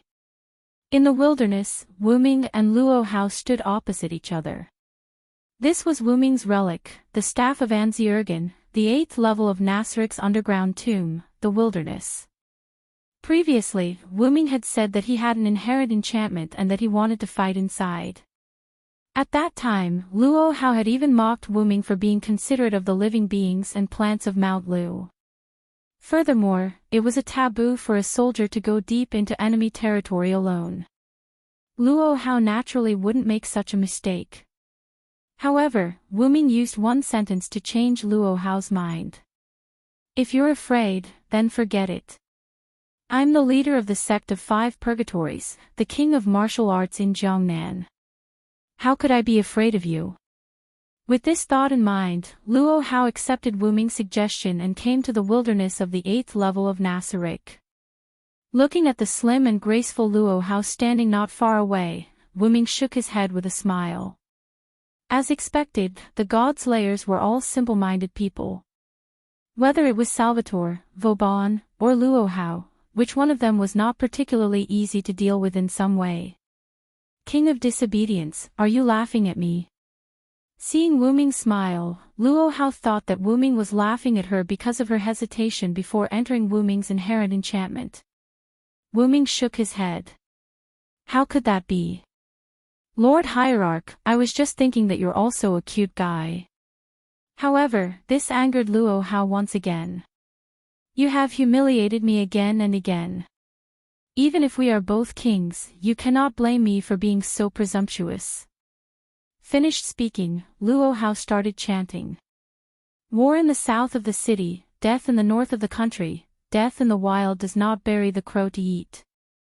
For my sake, I call the crow, and for the guest hero. This was the power that Luo Hao had seized after killing the 2 Buddhist benevolent kings of Aqua, the secret Buddha king and the Narayan Jianjun king.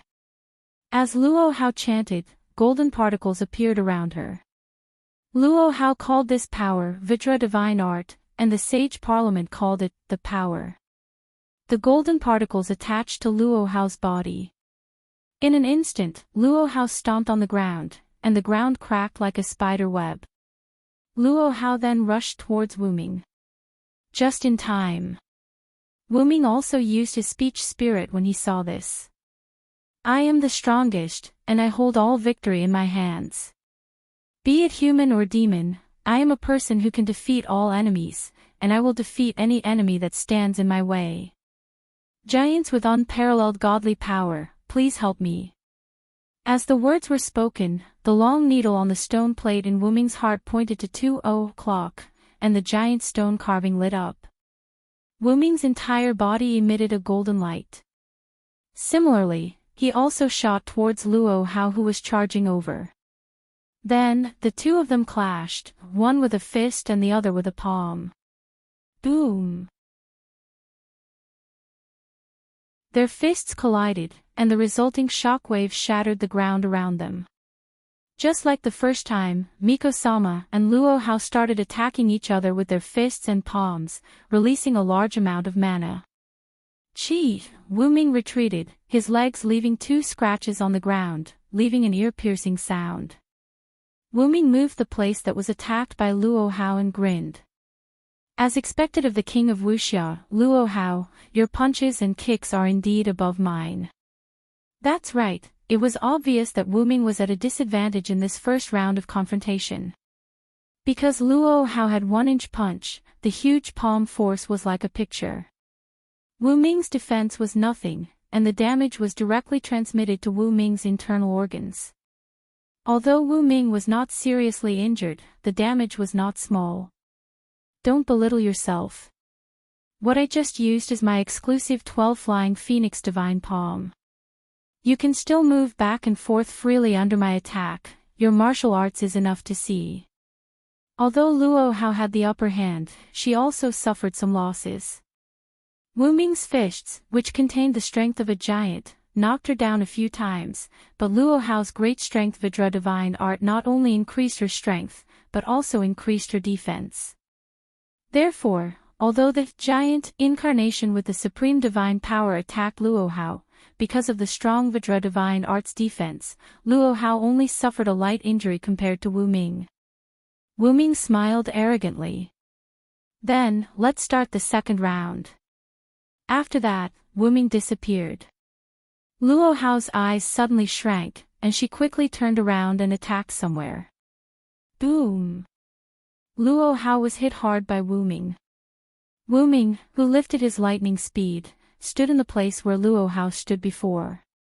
Wu Ming just used the power of the phoenix. The reason why he didn't chant the spell was because of the short pointer on the stone plate in Wu Ming's heart.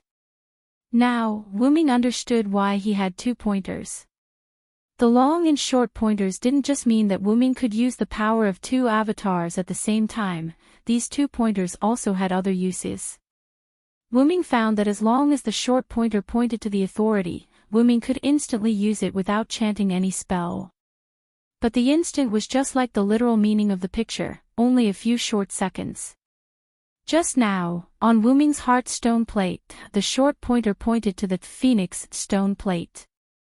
In an instant, the short pointer emitted a golden light, and the phoenix stone plate instantly became super bright. Then, Wu Ming entered the state of lightning speed. Now, the stone short pointer had become red, as if the picture was overloaded. But after a few seconds, the short pointer returned to its original stone color. It can be said that the short pointer can make the avatar instantly burst. Although this power can only be used for a few seconds, in a fight between experts, the outcome can be decided in a breath. And the cooldown time is only a few seconds. To put it simply, the cooldown time of this skill is super short. Before becoming Wu Ming's noble phantasm, there were all kinds of restrictions. Before using it, various conditions must be unlocked. But now, after becoming Wu Ming's noble phantasm's 12 avatars, not only did it have no restrictions, it could be used at will, and its power could be compared to any independent authority. Wu Ming's 12 avatars required chanting, which was a drawback. But with the short pointer's instantaneous burst ability, and the cooldown time was only a few seconds, it could be said that the 12 avatars was already a near-perfect authority. Luo Hao gently removed the force and gracefully landed on the ground. Wiping the blood from the corner of her mouth, Luo Hao smiled. Attacking with speed when I'm at a disadvantage is a wise choice. Wu Ming did not belittle himself just because he attacked Luo Hao. The moment before he attacked Luo Hao captured his high-speed movement. It can be said that basically, as long as one is a warrior, they can capture high-speed movements, especially people who are fighting on the battlefield. For example, Wu Ming saw Lancelot before. As a military god, Lancelot can naturally capture high-speed moving objects. Neza should also be able to, but that is before he enters the state of 8-armed, 3-headed Dharmakaya. After all, after entering the state of 8-armed, 3-headed Dharmakaya, Neza becomes like a berserker. After thinking for a while, Wu Ming took out a white holy spear from the golden ripples. He was ready to use the martial arts obtained from another real, god slayer, to compete with Luo Hao. Leader, please don't blame me for being shameless. After all, I'm good at weapons. Of course I won't blame you. Fists and feet have no eyes. On the battlefield, there is only the means to kill the enemy. There is no such thing as being shameless. After that, Luo Hao's body emitted a golden light, and a golden transparent material similar to gloves wrapped Luo Hao's hands. This was the flexible performance of the Mighty King Kong Divine Art. If the previous Mighty King Kong Divine Art was used as a defense, now it was used as a weapon. The golden particles turned into gloves, which was better suited for hand-to-hand combat. Coming! Wu Ming shouted and rushed toward Luo Hao with his spear.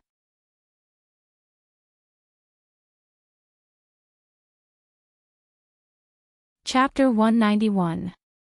Wu Ming held Yggdrasil in his hand and Luo Hao, who was wearing a gauntlet. Luo Hao continuously used 12 Flying Phoenix Divine Palm, which was extremely powerful.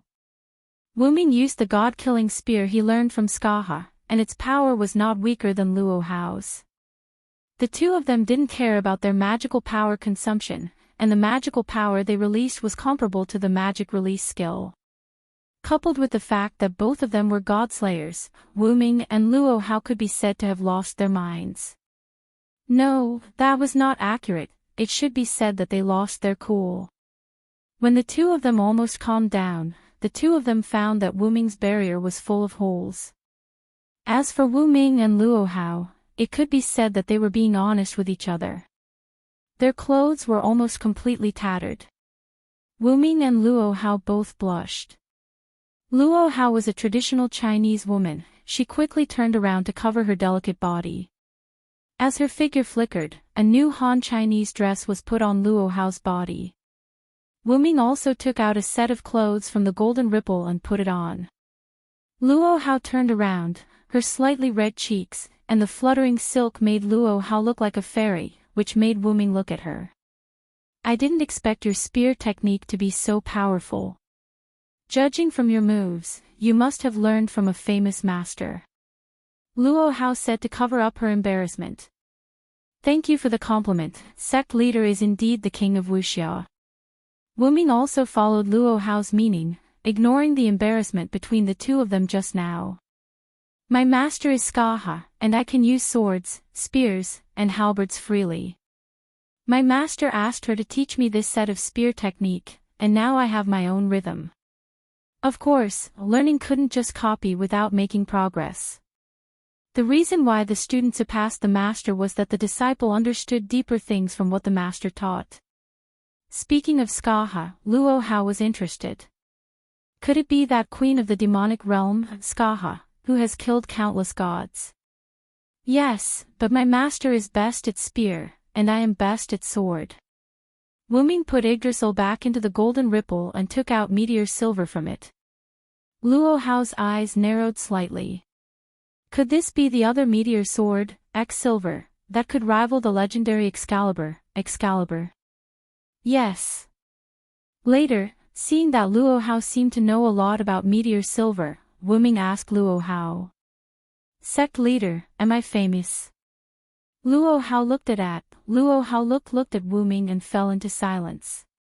After a while, looked Rosin's looked, and looks, Luo looks ants, looks. The reason why Wu Ming asked this question was that he wanted to know what kind of myths were related to him in this world. For some reason, Wu Ming didn't find any records about himself in the myths and legends of King Arthur. Even if there were, they were all minor details, and the content was not complete. The records about King Arthur and even the records about the Knight Vilo were vague. The only thing he found was the official history that was slightly more credible.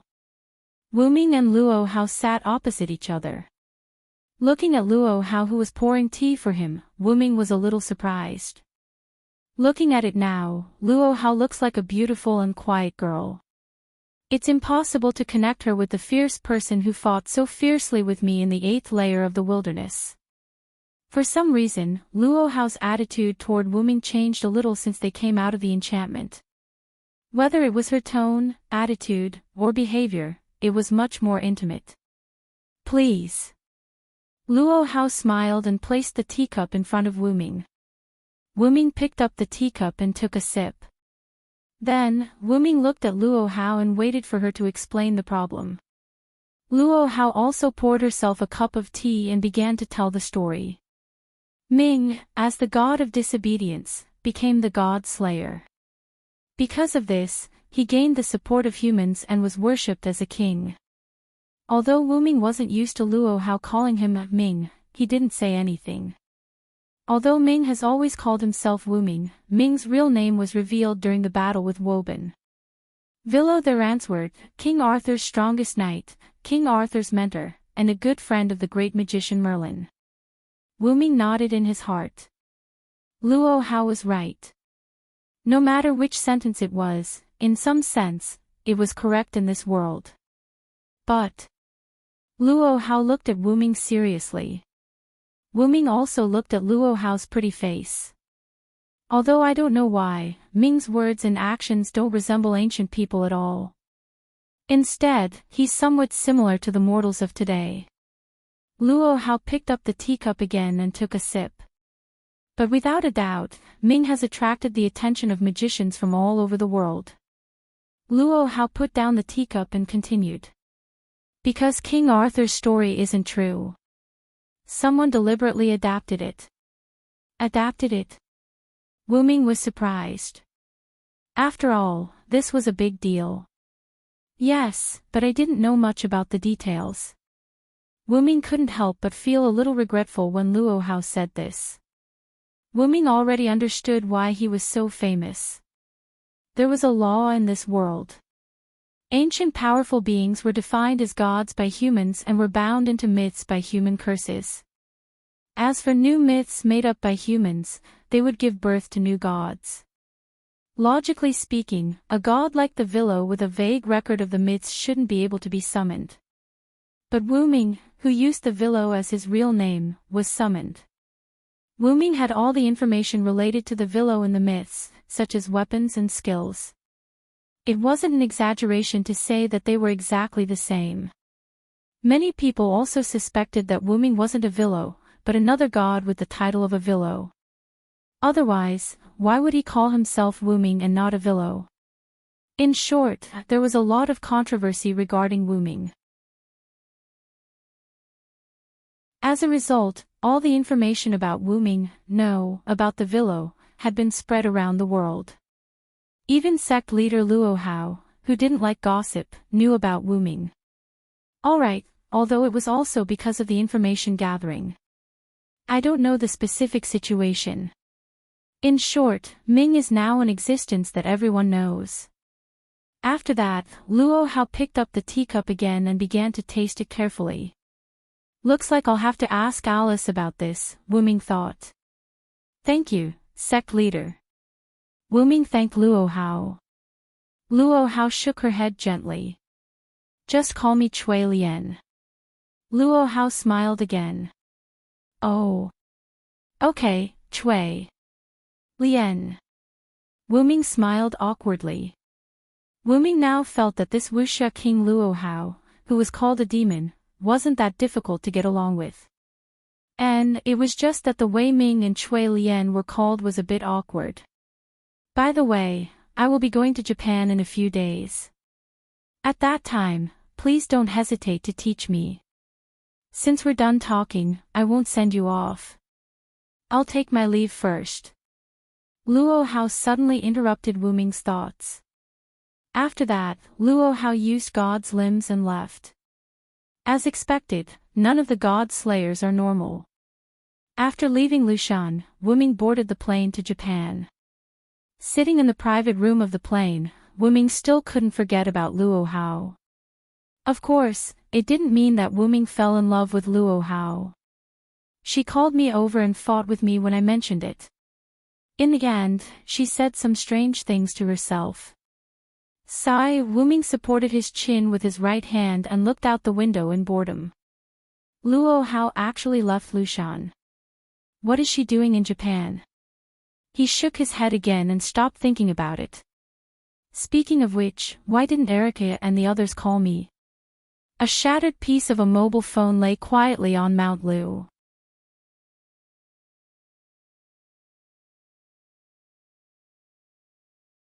Chapter 192. At a certain airport in Japan, Wuming's plane landed.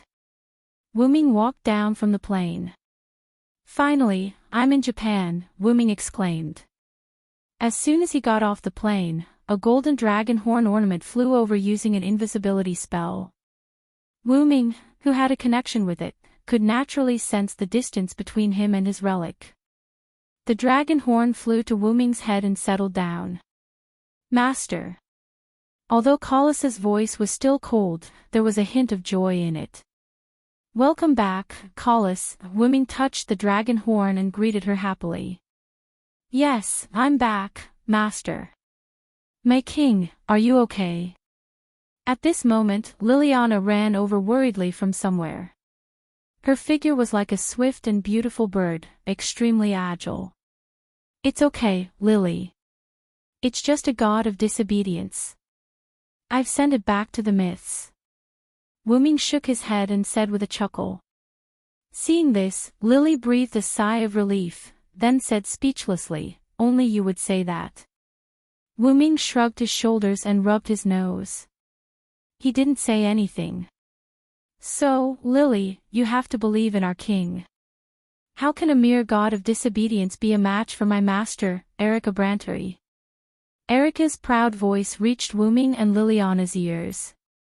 Wuming turned his head and looked. It was still golden hair like the sun, like a beautiful lioness. Erica walked over gracefully. Of course I believe in the king. Even if I do, I can't help but worry. You, on the other hand, have been calm since you got off the plane. Don't you know how to worry for our master? Liliana immediately retorted. I knew His Majesty would be fine. This is the tacit understanding between His Majesty and me, Lily. Erica pretended to be shy. You vixen. Liliana's face was red, not knowing whether it was anger or embarrassment. Please call me the beautiful lioness, Erica provoked. All right, Erica, stop bullying Lily. Wuming chuckled. Liliana was undoubtedly qualified as a knight, but her heart was quite pure. It could be said that she was the complete opposite of Erica. Both of them. The two prodigies are really favored by the king. However, I would like to ask the king to leave first. It is not polite to talk with the king here. A rather leisurely voice sounded. Wuming looked at the speaker. It was an ordinary-looking man in a suit and glasses. Although he was dressed in a suit, the man always exuded a leisurely aura. However, Wuming had a feeling that this was an old fox. No, it should be said that every magician was a sly old fox. Other than those who were brought up by seniors like Liliana, including paladins like Paul Brantley and Princess Alice, all magicians were sly old foxes without exception. Because those who were not old foxes were no longer in this world. The truth was so cruel. Let me introduce myself first. My name is Kaneji Takuma, an agent of the official Japanese state organ, the Historical Compilation Committee. Nice to meet you, Lord King of Disobedience. Mr. Kanzui was one of the people who came to welcome the king after Lily and I came to Japan. I didn't hide anything. Instead, I told him about encountering the god of disobedience on the way and how the king went to hunt it. Erica flipped her hair and said leisurely. Wuming nodded. Erica was right. Instead of deceiving him, it was better to tell him the truth directly.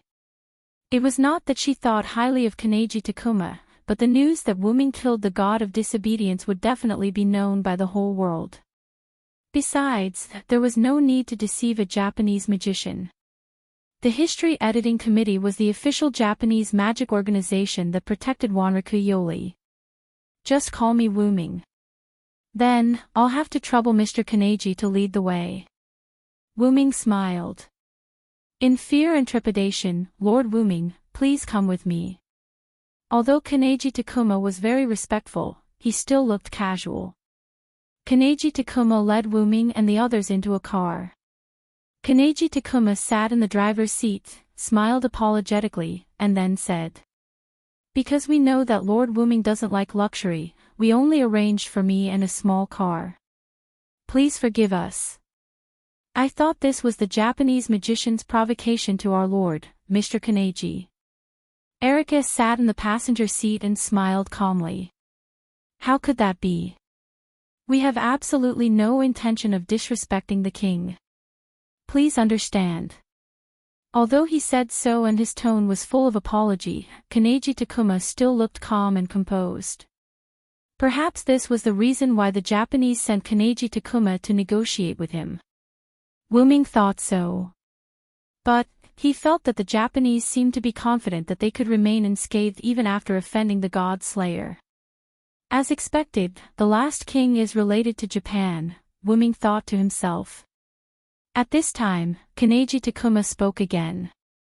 "We specially arranged a luxurious ancient English building for the king's arrival, and there will be new followers to serve the king later." New followers? Wuming raised his eyebrows. New followers? Erica and Liliana were also a little confused. However, Kanaji Takuma continued as if he didn't see it. "Because this is the first time the king, Miss Blountree, and Miss Kranikar came to Japan, we were afraid that the two of you wouldn't be able to take good care of the king, so the higher-up specially arranged new followers to serve the king." Liliana thought about it carefully and found that there was no problem. Erica glanced at Wuming. After Wuming nodded, Erica asked a question. "Then, what are the number, gender, and function of the new followers?" However, Kanaji Takuma smiled. "Don't worry, Miss Blountree, there are only 2 followers, and they are both women. One of them is someone the king knows." Someone he knows.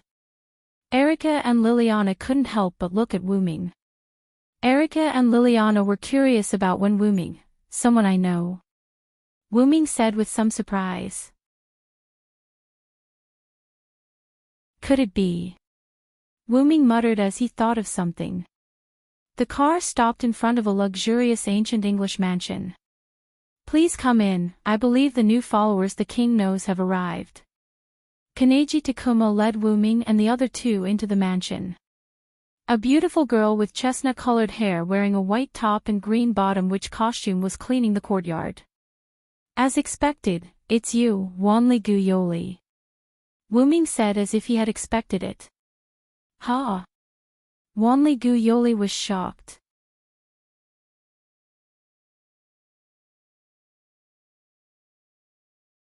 Chapter 193. In the living room of the villa. Wuming sat on the sofa while Erica and Liliana stood beside Wuming. Even so, Wanli-gu Yoli still poured 3 cups of tea. Because Wanli-gu Yoli had met the king before, he could be considered a half-acquaintance. Moreover, he had a high-level talent ability, spirit vision, which could be of great help to the king.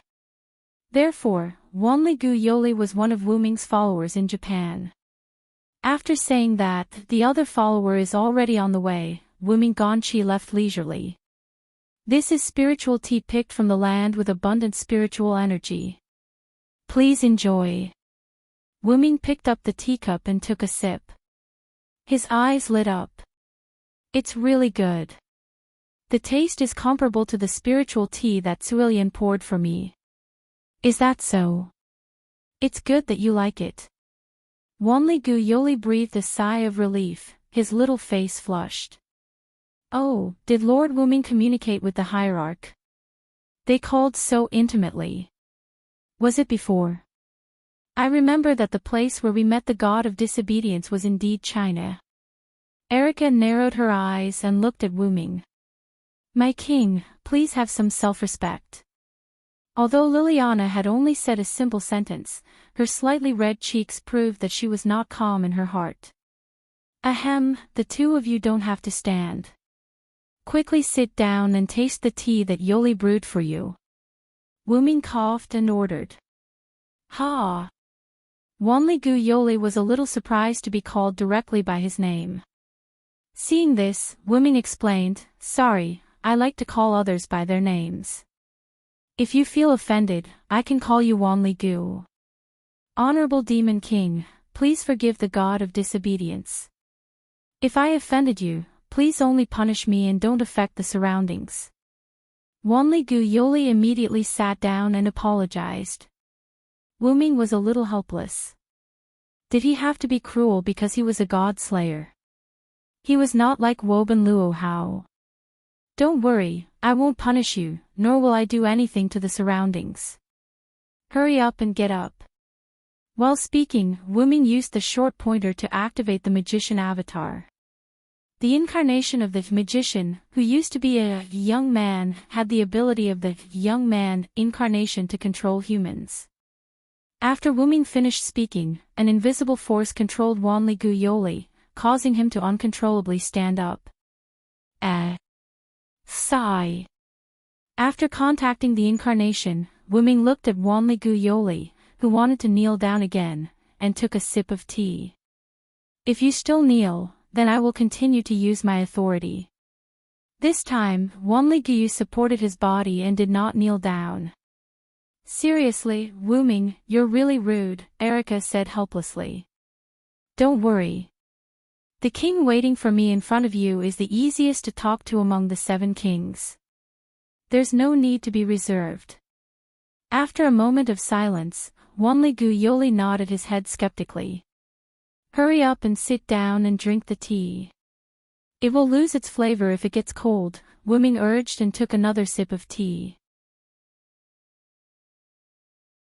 Then, he glanced at Wanli-gu Yoli. You too. Sit down and talk. Wuming had no choice but to order Wanli-gu Yoli to sit down. Then I won't stand on ceremony. Excuse me. After Erica and Liliana said goodbye, the two also sat down and tasted their tea. It's really the best. Is Wuming's taste too high? He actually said it's not bad. Erica took a sip and was also surprised. It's delicious. Thank you very much, Wanli-gu Yoli, Liliana thanked him solemnly. No, it's okay, Miss Kranikar, Wanli-gu Yoli, who was still blushing because Wuming called him by his name, quickly waved his hand and said. Please call me Liliana. There's no need to call me Kranikar, Liliana said seriously. Me too. Just call me Erica, Erica said gracefully. Okay. Okay, please take care of me. Miss Erica, Miss Liliana, please call me Yoli. Please. Wanli-gu Yoli bowed slightly. Of course, Yoli, Erica said with a smile. Okay, please take care of me, Miss Yoli. Just call me Wuming. Don't call me the king of disobedience.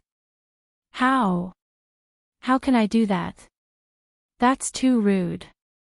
Then, under the gaze of King Wuming, Wanli-gu Yoli nodded. Then, Erica raised her doubts. Yoli, when you met Wuming just now, you looked shocked. Don't you know that the king you are going to meet is Wuming? This was also what Wuming and Liliana were puzzled about that. Mr. Gonzai told me that he needed me to serve the king who's coming to Japan, but he didn't tell me who it was, so... Wanli-gu Yoli said softly. At this moment, Wuming put down the teacup in his hand. Then, let me ask you. Are you willing to be my follower, Wanli-gu Yoli? When Wuming said this, the place instantly fell into an awkward silence. Erica and Liliana did not say anything. They understood Wu Ming's intention. Don't worry. If you're not willing, I can let you go back. I believe that Wu Ming Gonzai and the official history committee behind him won't disobey my orders. At this moment, Wu Ming's kingly aura as a god slayer was unconsciously released. Wanli Gu Yoli raised his head slightly and looked at the king before him. After a moment of thought, Wanli Gu Yoli spoke. I want to stay. Is that so? Wu Ming didn't say anything. Can I know why? Then, Wu Ming asked. After a brief thought, Wanli Gu Yoli explained. Because I have the responsibility to manage the king's daily life and watch over the king to prevent the king from doing anything that would damage the king's dignity. When he said this, Wanli Gu Yoli's face was serious.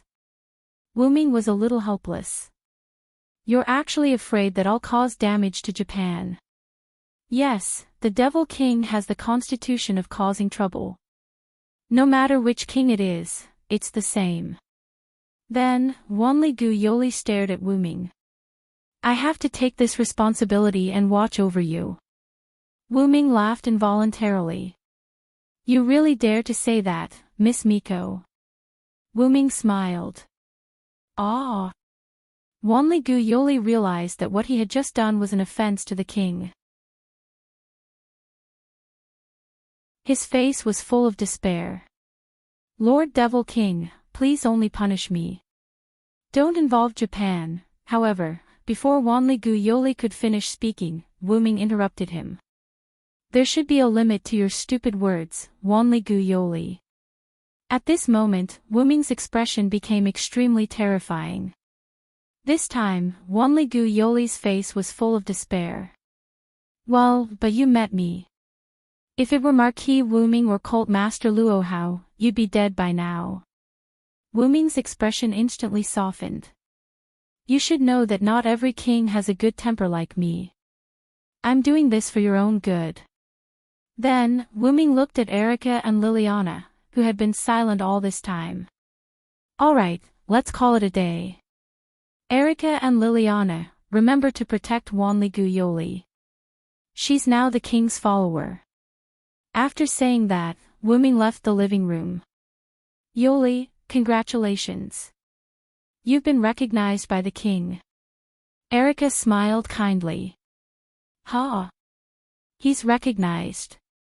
Wanli Gu Yoli was still a little confused. Lord Wu Ming said that just now because he was worried about your safety. After all, we came to Japan this time to do something, Liliana explained. Actually, Wu Ming's personality is quite kind. He doesn't look like a king at all. However, he can show the king's side at the critical moment, Erica said. That's why we decided to follow the king, Liliana added. Is that so? Wanli Gu Yoli was at a loss. Alright, we'll tell you more about Wu Ming when we have time. It's almost dinner time now. Let's go prepare the king's dinner. Erica looked proud. You speak as if you've cooked before.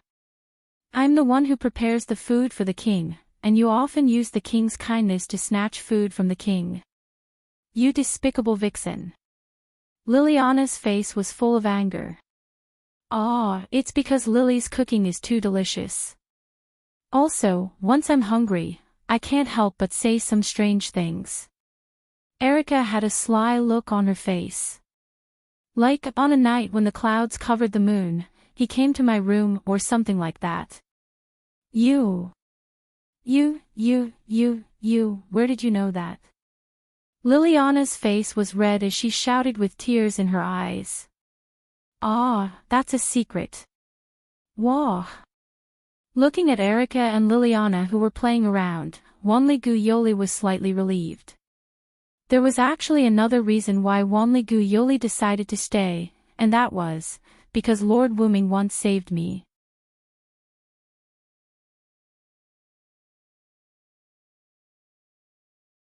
Chapter 194.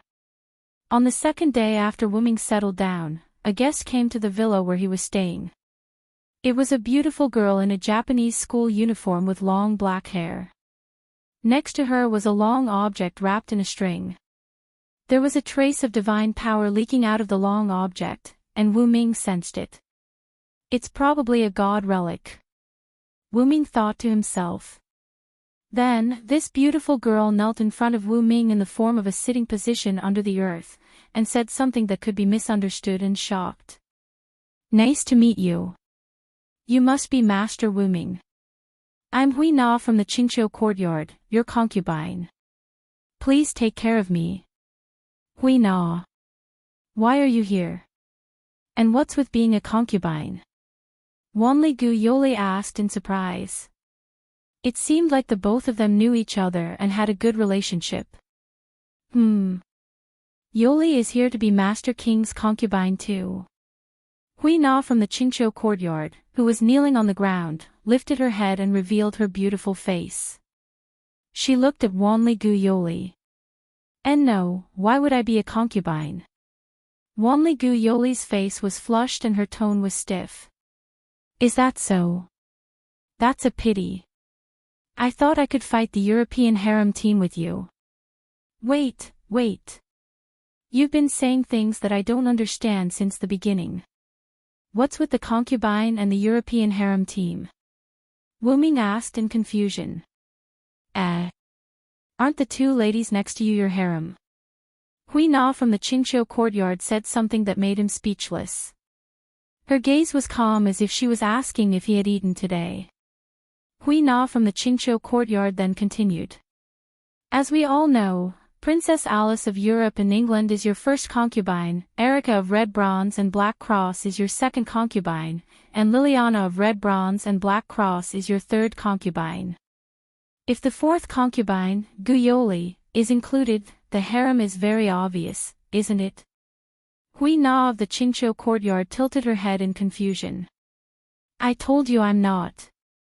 Wanli Gu Yoli tried his best to explain, but Qingqiu courtyard Hui Na ignored him. Instead, she stared at Wu Ming. Wu Ming could tell from her red eyes, which were similar to his, that Qingqiu courtyard Hui Na did not harbor any evil thoughts. She was pure. In other words, the other party really thought so from the bottom of his heart. How pure must her heart be to be so gullible, Wu Ming complained. Wu Ming helplessly touched his face and began to explain. That's where you're wrong. Erica and Liliana are my knights. If I have to name them, they're more like confidants than lovers, much less harem. Erica and Liliana also nodded, indicating that they agreed with Wu Ming. Excellent men were indeed attractive to women, but it didn't mean that Erica and Liliana had to be Wu Ming's harem. At the very most, Erica and Wu Ming had been in contact for less than a month, and Liliana had been in contact for less than a week. It could be seen that Wu Ming had not been in contact with Erica and Liliana for a long time. For now, they only had a slight favorable impression of each other. Let's not talk about the future for the time being. Right now, the two of them had a good impression of Wu Ming as if they were relatives and friends who had been together for a long time. It was not like they liked each other, let alone lovers. Harem talk was even more nonsensical. As for the matter with Alice, that was just a simple prank of mine. I didn't do anything rude to Alice. Erica knows this. Erica nodded in agreement with Wu Ming. So you're saying that the king doesn't have a wife? Qingqiu courtyard Hui Na had an expression that said, I see, I'm shocked. That's right, that's the case. Wu Ming nodded. However, Qingqiu courtyard Hui Na said something even more shocking. In that case, let's make Hui Na the king's first wife. Wu Ming looked at Qingqiu courtyard Hui Na's innocent smile. He really did not know why she would say such a shocking topic. I say, you're almost done, Erica said at that moment. Don't you think it's silly to talk about being a concubine or the first wife? Erica mocked. Although Erica's words are inappropriate, I agree with her. This is really too impure, Liliana said righteously with a slightly red face. I also think it's a little rude. Huina has become a little strange. Wanli-gu Yoli's face was also red as he whispered. Even Yoli said that. Qingqiu Courtyard Huina was shocked. I understand. Just as Wu Ming was about to catch his breath, Qingqiu Courtyard Huina said something shocking again. Then, let Huina defeat all of you and become the king's first wife. With that, Qingqiu Courtyard Huina reached out to the long object beside her. Stop it. Wu Ming suddenly exploded and gave Qingqiu Courtyard Huina a knock on the head. It hurts. Qingqiu Courtyard Huina covered the place where Wu Ming had knocked her head. With tears in the corners of her eyes, she looked at Wu Ming with an aggrieved expression. Seeing this cute scene, Wu Ming immediately swallowed the words of reprimand that he was about to say.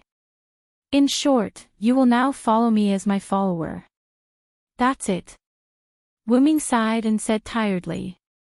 Yes, I will definitely work hard to become the king's first wife. Looking at Qingqiu Courtyard Huina, who had another strange target, Wu Ming sighed and didn't say anything else. Alright, let's get down to business. I've already told Yoli about this matter. Are you willing to become my follower? Moreover, if you don't want to be my follower, I can let you go, and the Japanese authorities will have nothing to say. Wu Ming raised the question again. You're right. However, Qingqiu Courtyard Huina didn't think for a moment like Wanli-gu Yoli. Instead, she directly said without thinking. Huina didn't want to become His Majesty's follower. Grandfather told Huina to become His Majesty's follower, so Huina came. Hearing Qingqiu Courtyard Huina's words, Wu Ming wanted to say something, but she continued. But, I'm now interested in the king, so I've decided to stay. Looking at Qingqiu Courtyard Huina's serious expression, Wu Ming swallowed the words he wanted to say. Sure enough, the purer she was, the stronger she was. Qingqiu Courtyard Huina's incomparable naivety almost made Wu Ming suffer internal injuries. So, that's it for the time being. Then, Wu Ming looked at the long object beside Qingqiu Courtyard Huina. If it's you, you don't need protection, right? Wu Ming said. Of course, Your Majesty, Huina is Japan's first witch, Tachibana.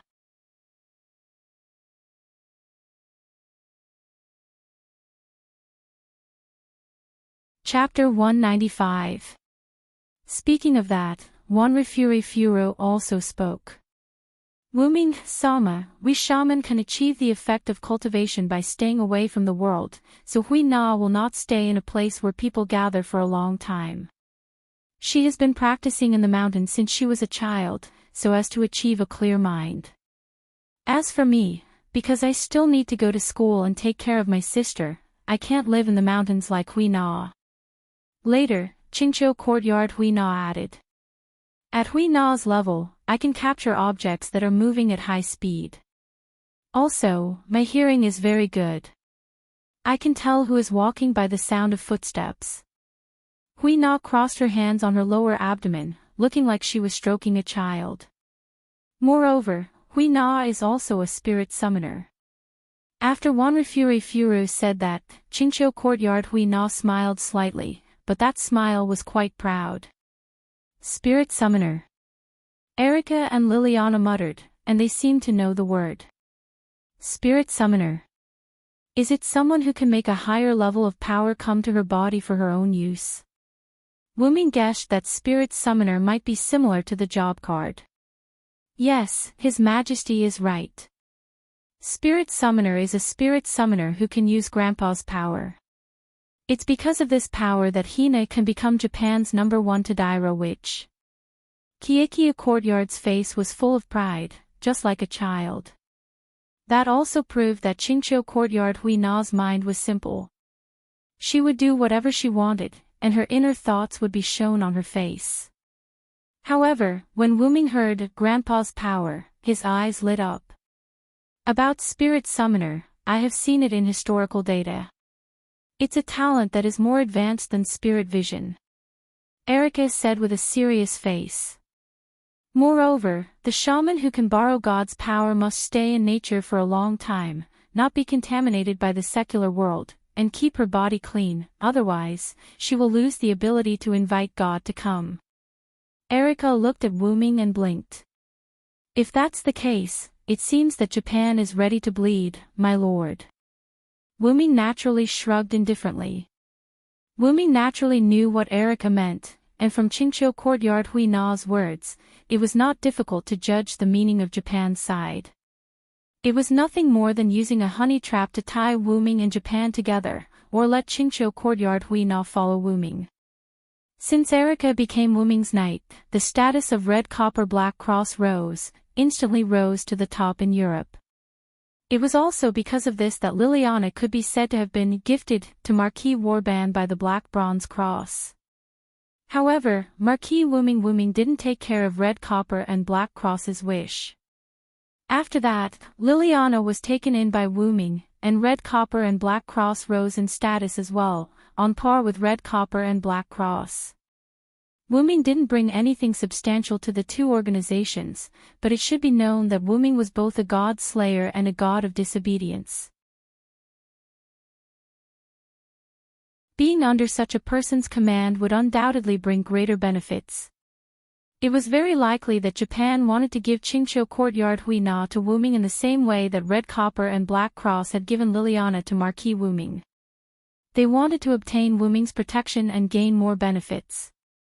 I quite like your personality, and it's not impossible to take you in as a shaman. Wu Ming stroked his chin and pondered. But Liliana and Erika seemed to want to say something, but Wu Ming interrupted. I have my own ideas, trust me. Erika and Liliana looked at each other and nodded. Is there anything you need Hui Na to do, Your Majesty? Qingqiu Courtyard Hui Na had an excited expression. Don't worry, Your Majesty. No matter what difficulties there are, Hui Na will overcome them one by one. You can't be so sure, Miss Hui Na. Wu Ming smiled. Then, Wu Ming stated his request. I want to see your grandfather. Ha! Hui Na's grandfather. After that, Hui Na left as she had to ask for instructions. Wu Ming, Erika, Liliana, and Wanle Guyoli started discussing. Why does Lord Wu Ming want to see Hui Na's grandfather? Wanle Guyoli raised his doubts. Isn't that simple, Yoli? Erika smiled gracefully. Qingqiu Courtyard's Hui Na is a descent warlock, and Hui Na herself said that she can descend the power of her grandfather onto herself. That's enough to explain the problem. The power she summoned is the power of a god, which means that Qingqiu Courtyard has a god grandfather, Liliana added. Ha! Wanle Guyoli seemed to be shocked. After all, it was a little unbelievable that her best friend's grandfather was a god. Maybe that's why Japan isn't afraid of the god slayers. Also, I have a feeling that Hui Na's grandfather might have something to do with us coming to Japan. Wu Ming's words caused Erika and Liliana to start thinking. That. Although I don't know the purpose of Lord Wu Ming's visit to Japan, if possible, please let me help, Wanle Guyoli said worriedly. Wu Ming and the other two were stunned at first, then relieved. Of course. Otherwise, I wouldn't have asked you to stay, Wu Ming said with a smile. Yoli has a high-level spirit vision that can provide a lot of help. It's much more useful than Lily's spirit vision, Erika said calmly. WH. What? What does this have to do with me? Besides, spirit vision is an innate ability. Whether it's strong or not depends entirely on one's innate talent. If that's the case, Erika, who doesn't have spirit vision, is completely useless. Liliana lectured Erika with a displeased look on her face. In that case, the king who doesn't have spirit vision is also useless, in your words. As a knight of the king, how dare you judge the king so wantonly? You're really bold, Lily, Erika said slyly. How? How could that be? I was just talking about you. Why did you have to involve Lord Wu Ming? You despicable female fox. Liliana was so angry that her face turned red. Miss Erica and Miss Liliana have such a good relationship, Juan Guyoli said enviously. At that moment, Wu Ming spoke. Then slowly blend in. If it's you, you can definitely do it, Wu Ming said with a smile as he looked at the witch Yuan who had the spirit of sacrificing herself to protect others. Juan Guyoli was stunned at first, then smiled and nodded. Yes, I understand, Lord Wu Ming.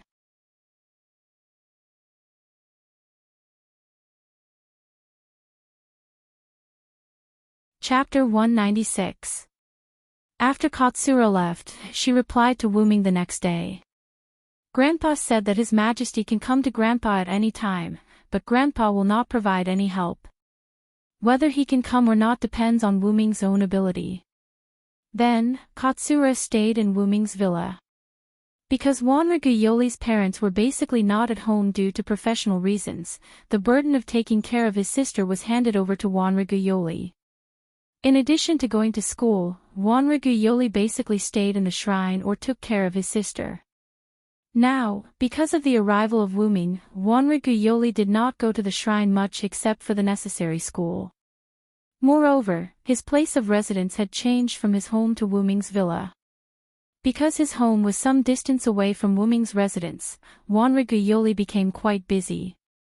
During this period, Alice, who was far away in Europe, said that she would come to Japan with the purpose of helping Wu Ming solve the matter of the last king. Because the prophecy of the last king that Alice saw with spirit vision was something far in the future, Wu Ming was not very anxious to solve this matter. Therefore, Wu Ming contacted Sebastian and asked him to meet Alice and escort her to Japan. After a few days of leisure, Wu Ming sat in the courtyard and meditated.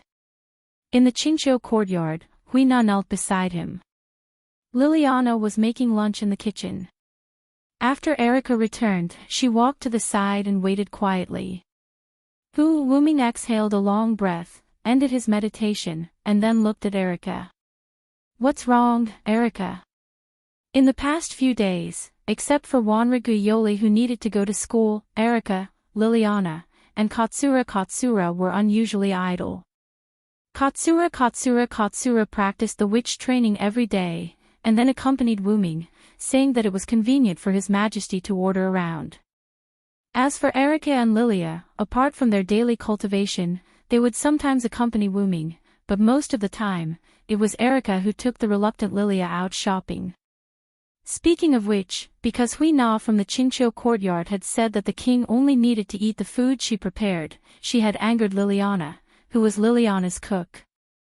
After the two of them argued with each other and Liliana's persuasion, the two of them decided that each of them would take care of Liliana's and everyone's meals on different days. Today was the day Liliana was preparing food. That was why Hui Na from the clear autumn courtyard was by Wu Ming's side. Early in the morning, someone from the history editing committee seemed to have something to tell Wu Ming and wanted to invite Wu Ming over. It's just a small matter. How could we trouble our king to personally deal with it? Therefore, Erica refused the committee of history by saying, I can go, and left the house early in the morning.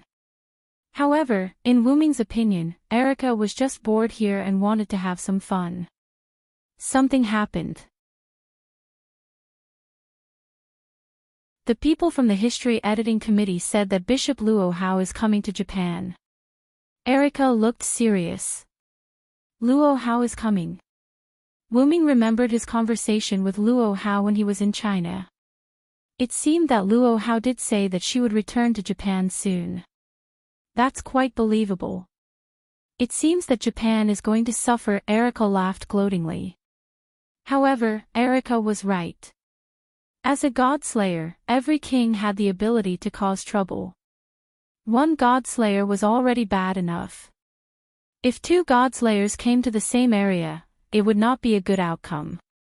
In the records, as long as 2 to more than 10 god-slayers gathered in each region, that region would not have a good time. As for Wu Ming, the exception was to become a god-slayer. The several battles that Wu Ming fought after becoming a godslayer were either carried out in his own barrier or paid attention to not hurt ordinary people during the battle. After the battle, he would also use the props in Yggdrasil to repair the damaged areas. It could be said that he was the most unlike a godslayer. By the way, why don't you call her Zuilian anymore? Erika teased.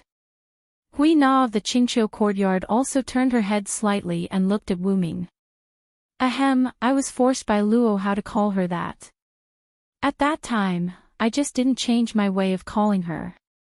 Wu Ming coughed and changed the topic. By the way, do you know why Luo Hao is here? Before Erika could speak, Hui Na of the Qingqiu courtyard answered first. Hui Na knows this.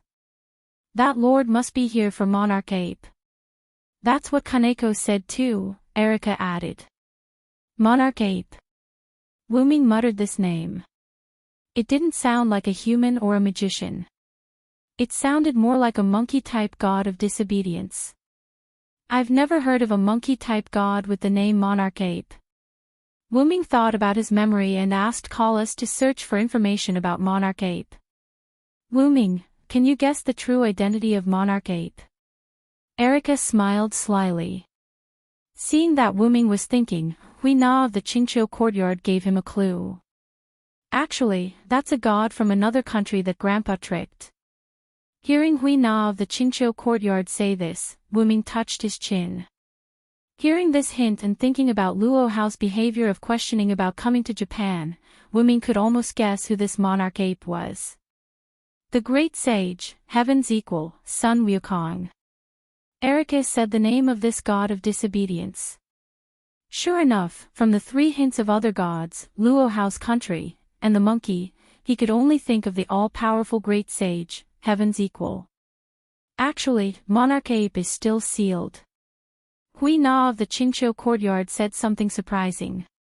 Sealed? Where? Wu Ming asked. In the West Heaven Palace on Mount Riguang. Hui Na of the Qingqiu courtyard smiled. Mount Riguang was located in the Kanto region. As a tourist attraction with many shrines and temples, it attracted many foreign and domestic tourists every year. Especially in autumn, the red maple leaves on Mount Riguang were the main reason for most tourists to come.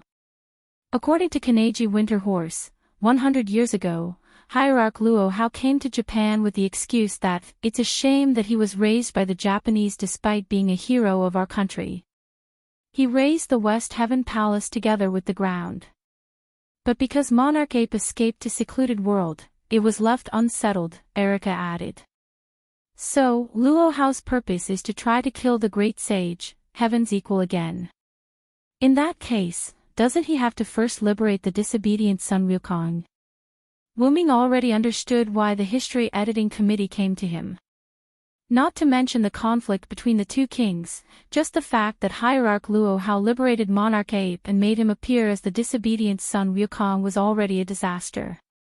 If it's Luo Hao, it's understandable.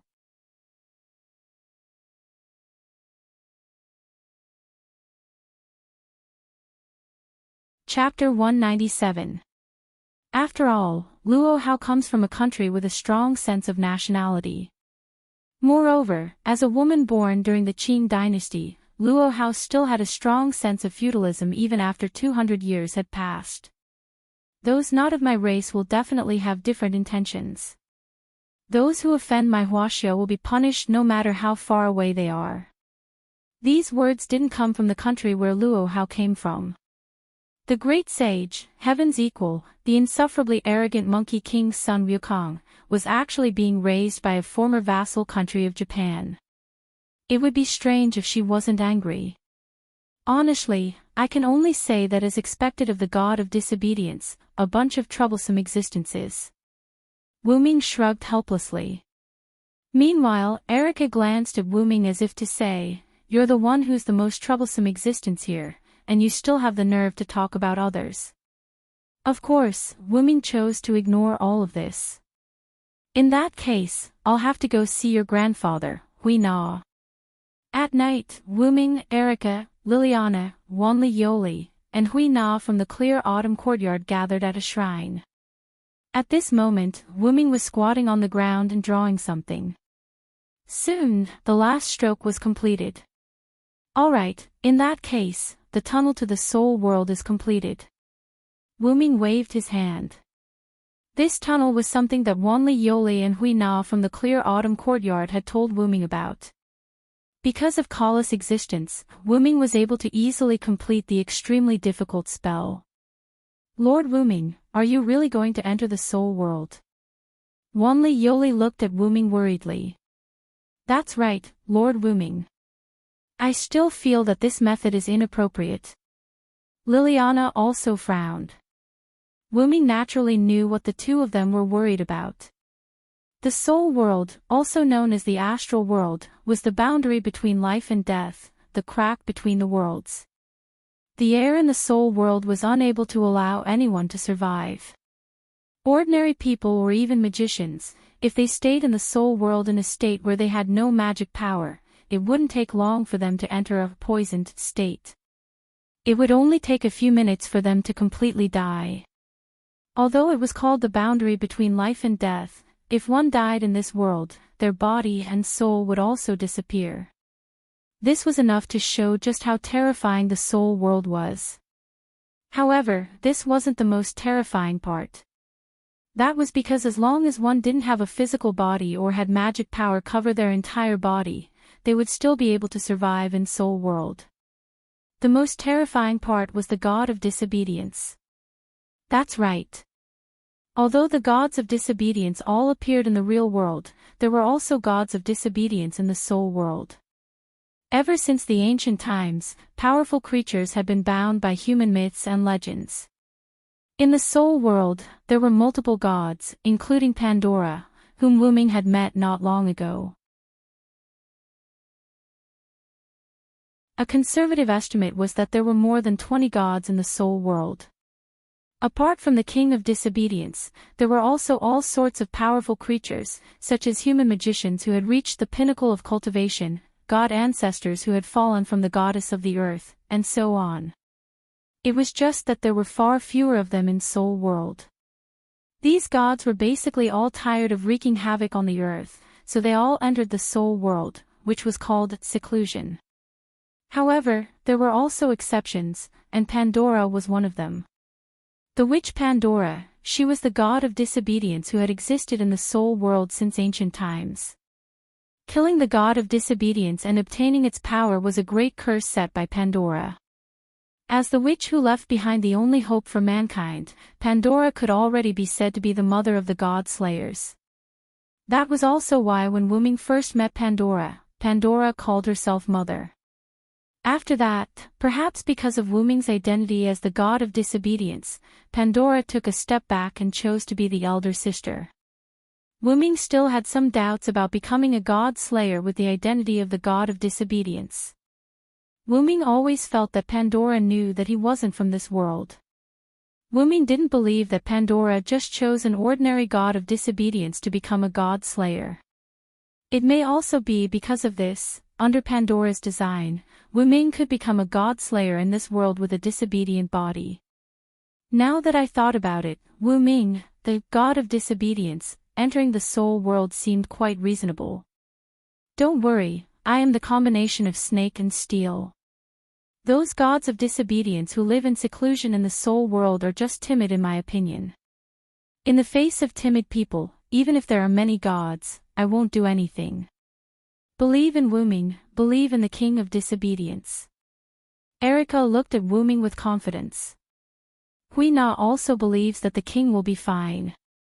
At this moment, Hui Na exuded a very strong Yamato Nadeshiko smile.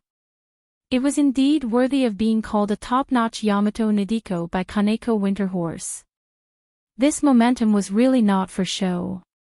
Seeing Wu Ming, Erica, and Hui Na said so, Liliana and Yuri didn't say anything, but their worries couldn't be completely eliminated. Then, I'll take my leave first. Wu Ming said with a smile. Then, the magic formation instantly lit up, making the four people unable to open their eyes. After the light disappeared, the four people looked at Wu Ming. There was only an empty magic formation left in the place, and there was magic power exuding around it, indicating that Wu Ming was here just now. The four people didn't leave, but sat around the magic formation, waiting quietly. The environment in the soul world was actually similar to the main world: mountains, cities, beaches, and oceans, but these places were covered in gray. The only thing that didn't exist was that there were no living creatures. In addition to these ordinary landscapes, there were also various strange worlds in the soul world, such as abstract painting style, Cthulhu style, and other kinds of appearances that were difficult for ordinary people to accept. In addition to these natural existences, the powerful existences in the soul world, such as the god of disobedience, could also create and change the appearance of the surroundings to suit themselves. For example, when Wu Ming met Pandora, the space she was in was a completely white space with nothing else. This was the environment that Pandora had created for herself. Inside the soul world, a ray of light suddenly appeared. After the ray of light landed, it transformed into Wu Ming. Wu Ming's current environment was a city that looked similar to the main world. However, this city was covered in gray. So, this is the soul world. There's so much magic power here. Wu Ming exclaimed as he observed his surroundings and sensed the abundant magic power here. Master, I can sense knowledge. At this moment, Kala spoke up while standing on top of Wu Ming's head. Knowledge? Wu Ming asked. Yes, Master. You can try to think about some things. Wu Ming listened to Kalas and activated the god of disobedience. Wu Ming instantly opened his eyes wide as a large amount of knowledge poured into Wu Ming's mind. Wu Ming stopped thinking and shook his head. This was the side effect of a large amount of knowledge instantly entering his mind. I never expected that the soul world would have such an effect as well. While Wu Ming was thinking about the god of disobedience, almost all the information about the god of disobedience started flowing into Wu Ming's mind. However, because there was too much information, Wu Ming instantly disconnected the information. It could be said that the soul world was a gigantic global information library. If one wanted to find any information, they could meditate in the soul world, and the soul world would instantly stuff all the information into their mind. That's right, the soul world would stuff all the information that one wanted into one's mind. Wu Ming thought of a word. Omniscient and omnipotent. As long as one thought about something in this world, they would definitely obtain the answer. What else could this be if not omniscient and omnipotent? Kalas, I'll have to trouble you this time.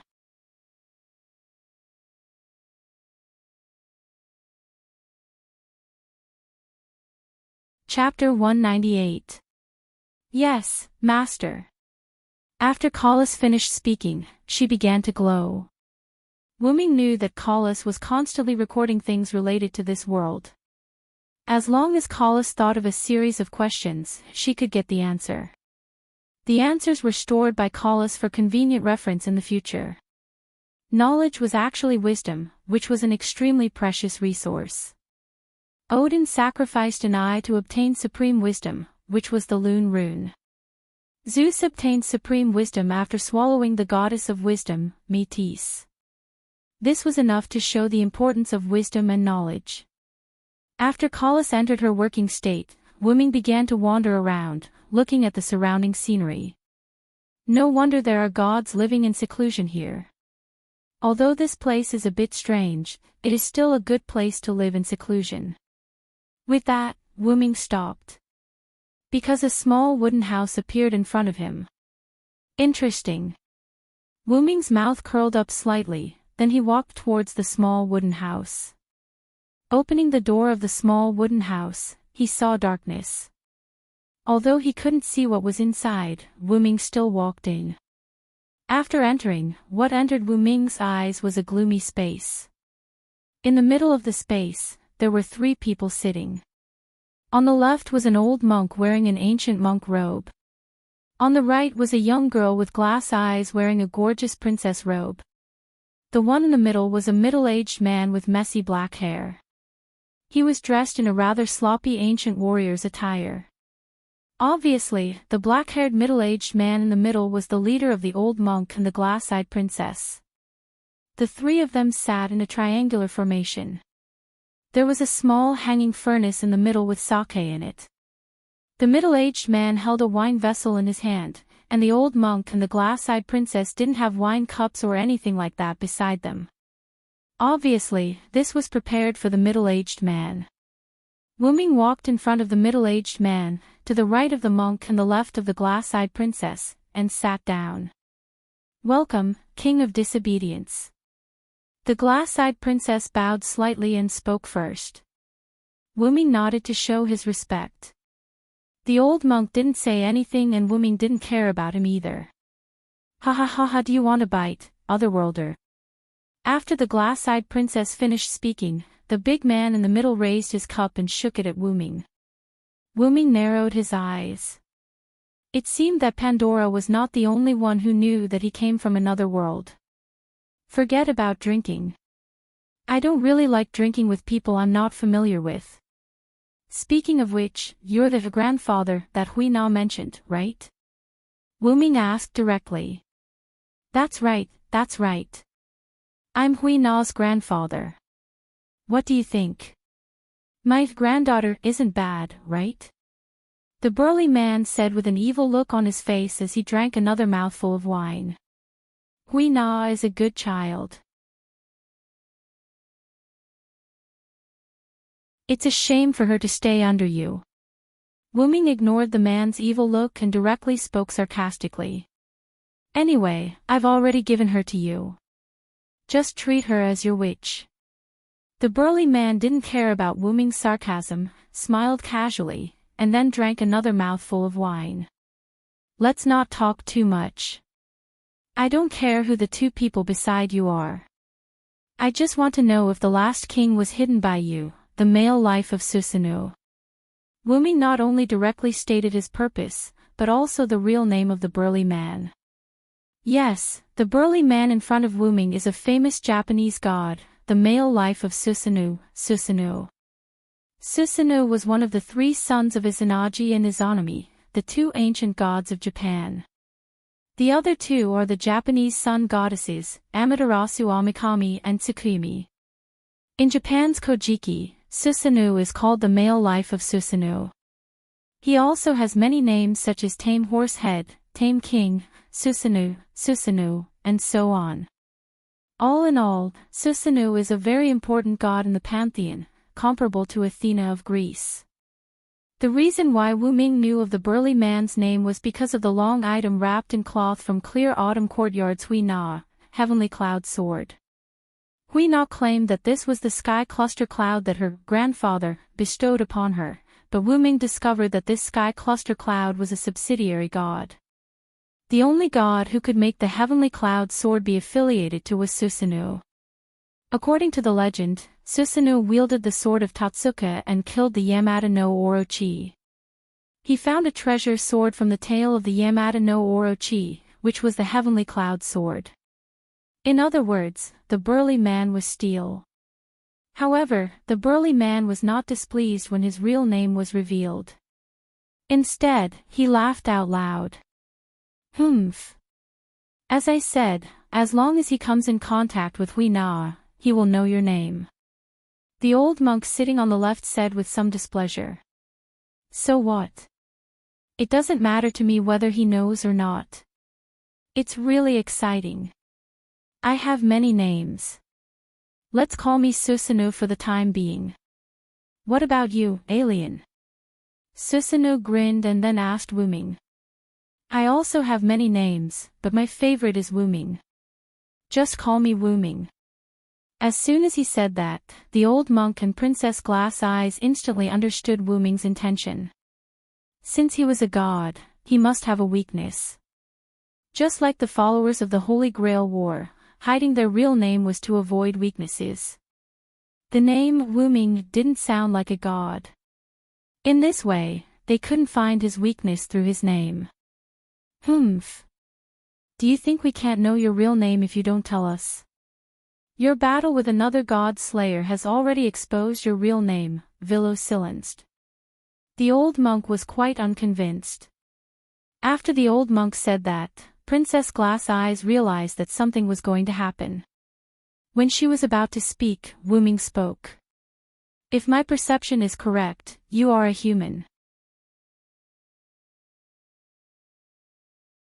Wu Ming's eyes became sharp and looked directly at the old monk.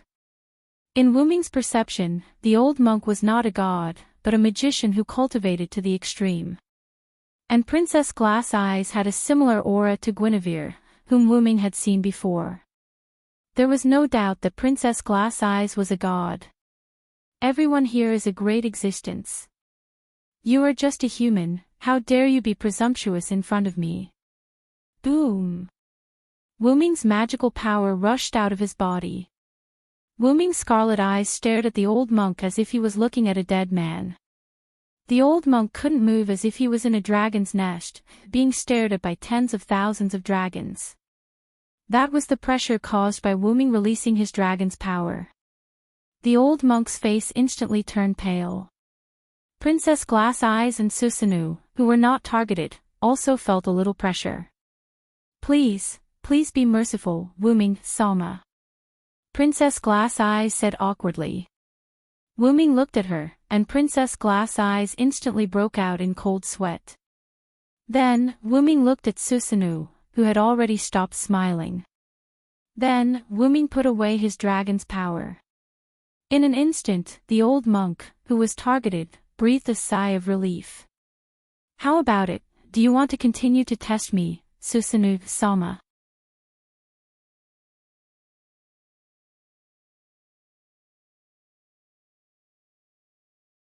Chapter 199. Wu Ming's words were not wrong at all. From the beginning when Wu Ming came in, the old monk did not speak. It was not until Wu Ming said Susanoo's real name that the old monk opened his mouth. Every time the old monk spoke, he was targeting Wu Ming, and Wu Ming could naturally see it. And although the three of them were sitting in a situation where Susanoo was the leader, it did not mean that he was the leader. It could be seen from Princess Glass Eye's attempt to stop the old monk's speech, but she was interrupted by Wu Ming. The reason why he was interrupted was because Wu Ming also wanted to show Susanoo who was in charge. From the way Wu Ming released draconic force to suppress the old monk, it could be seen that Susanoo's smile had disappeared. As the root dragon, after absorbing the root power of the X-Moon world, Wu Ming's draconic force had reached an unprecedented height.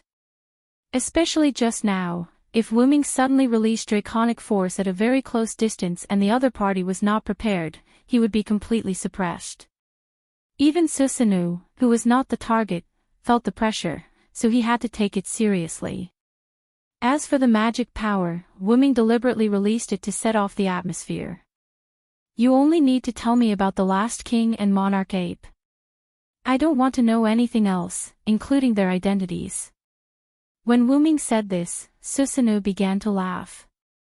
Ha ha ha ha ha, he kept slapping his thigh, and the magic power of Susanoo also leaked out. After laughing, Susanoo instantly looked at Wu Ming. As expected of someone from another world, you're really not weak. Even I, the graduated god of disobedience, want to play with you. Susanoo's eyes flashed with a dangerous light. In response, Wu Ming just said a few words. Is that so? Boom. The small wooden house instantly exploded, and three figures escaped somewhat awkwardly. God of disobedience, please calm down. Princess Glass Eyes said a little anxiously. The old monk next to her was a little angry. He's too arrogant, why don't we take him down together? The old monk looked at Susanoo and Princess Glass Eyes. Take me down. I even wonder if you're too old for your head. Wu Ming's voice came from the small wooden house that had turned into a pile of ruins. Although you were frozen by my draconic force was a sneak attack, don't overestimate yourself. Yes, although Wu Ming had successfully frozen the old monk with his draconic force, it did not mean that the old monk was a powerless guy. A magician who could work with the god of disobedience and the god ancestor had a certain degree of strength. But, boom! The ruins exploded and a meteor flashed through the ruins, accompanied by the sound of chains. It charged towards the old monk. Not good. Susanoo shouted and quickly retreated. Princess Glass Eyes followed, and the old monk stayed where he was. Don't underestimate me, God Slayer. The old monk roared and put his palms together to form a Buddhist seal. The Buddhist seals formed a wall filled with Buddhist aura. Boundless demonic power gushed out in all directions. One look and one could tell that this was not a weak move. However, the silver-white meteor easily broke through the Buddhist wall, as easily as a stone falling into the water. What? The old monk couldn't believe it. He was quite confident in his curse technique. That wall just now, even Susanoo would have a hard time attacking it. He didn't expect Wuming to break through it so easily. The chains wrapped around the silver meteor hit the old monk fiercely. The old monk was knocked away like a deflated ball and fell heavily to the ground. The old monk spat out blood. Obviously, as a human, even if his means were superb, his physical fitness was still inferior to Wuming. The silver meteor stopped, revealing Wuming's figure holding the rune of 10,000 methods. He just relied on the rune of 10,000 methods to easily break through the old monk's Buddhist wall. After all, as long as it was made of magical power, rune of 10,000 methods could return it to its original state, that is, nothing. In fact, if you used countless rule breakers to pierce a servant, you would be able to directly return to the martyr's palace. This was because a servant was an amalgamation of magic power. Of course, that was only if the servant stood there and did nothing to stop you from stabbing it. The rule breaker talisman in his hand, which had exhausted all of its power, shattered. Then Wuming looked at Susanoo, who dodged the chains just now, and Princess Glass Eyes, who went to the old monk's side to heal him. At the same time, Princess Glass Eyes spoke. Please calm down, Lord of Disobedience. Princess Glass Eyes' voice sounded quite helpless. Because she respected Wuming from the beginning, Wuming didn't want to trouble her, so Wuming didn't care about Princess Glass Eyes who healed the old monk. As for the old monk, if it weren't for Princess Glass Eyes, he would have died a long time ago. One must know that the current Enkidu was not a chain that could only bind the gods in myths. Instead, it had evolved into a powerful chain that could both attack and defend. Moreover, its binding effect had been enhanced ahead of time. That's Heaven's Lock, right? Susanoo asked. Although he didn't know what the lightning-shaped dagger in Wuming's hand was, it didn't mean that he didn't know the golden chain. Susanoo, who had a special intelligence channel, naturally knew that Wuming had a golden chain in his hand, and it was a chain that could attack gods. After careful study, Susanoo has determined that it was the Enkidu of the Sumer gods in Mesopotamia. That was why he dodged Wuming's attack just now. If he was tied by that chain, he would be at the mercy of Wuming. As expected of the Susanoo who used tricks to kill Orochi. It seems that you can only play tricks. Wuming sneered, then turned around. Susanoo's face was gloomy. I will kill the great sage, heaven's equal, and I will deal with the last king. After saying that, Wuming disappeared. Shrine. After Wuming entered Soul World, Erika, Liliana, Yuri, and Hina stayed around the magic formation. No one complained, they just waited quietly. At this time, the magic formation lit up again. All four of them were attracted to it. Wuming's figure appeared in the center of the magic formation. How is it? Is it solved? Erika asked.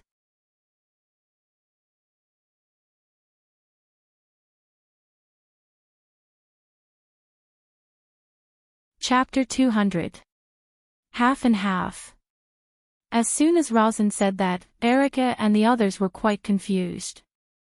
There were two reasons why Wuming went to Soul World to see Hui Na's grandfather. The first was about Luo Hao's crusade against the Great Sage. The second was about the last king. Although Silent Wonder didn't get anything out of Susanu's mouth, because of his relationship with Yushur, the moment he asked the question, Silent Wonder was informed by Yushur about the great sage, Heaven's Equal and the last king.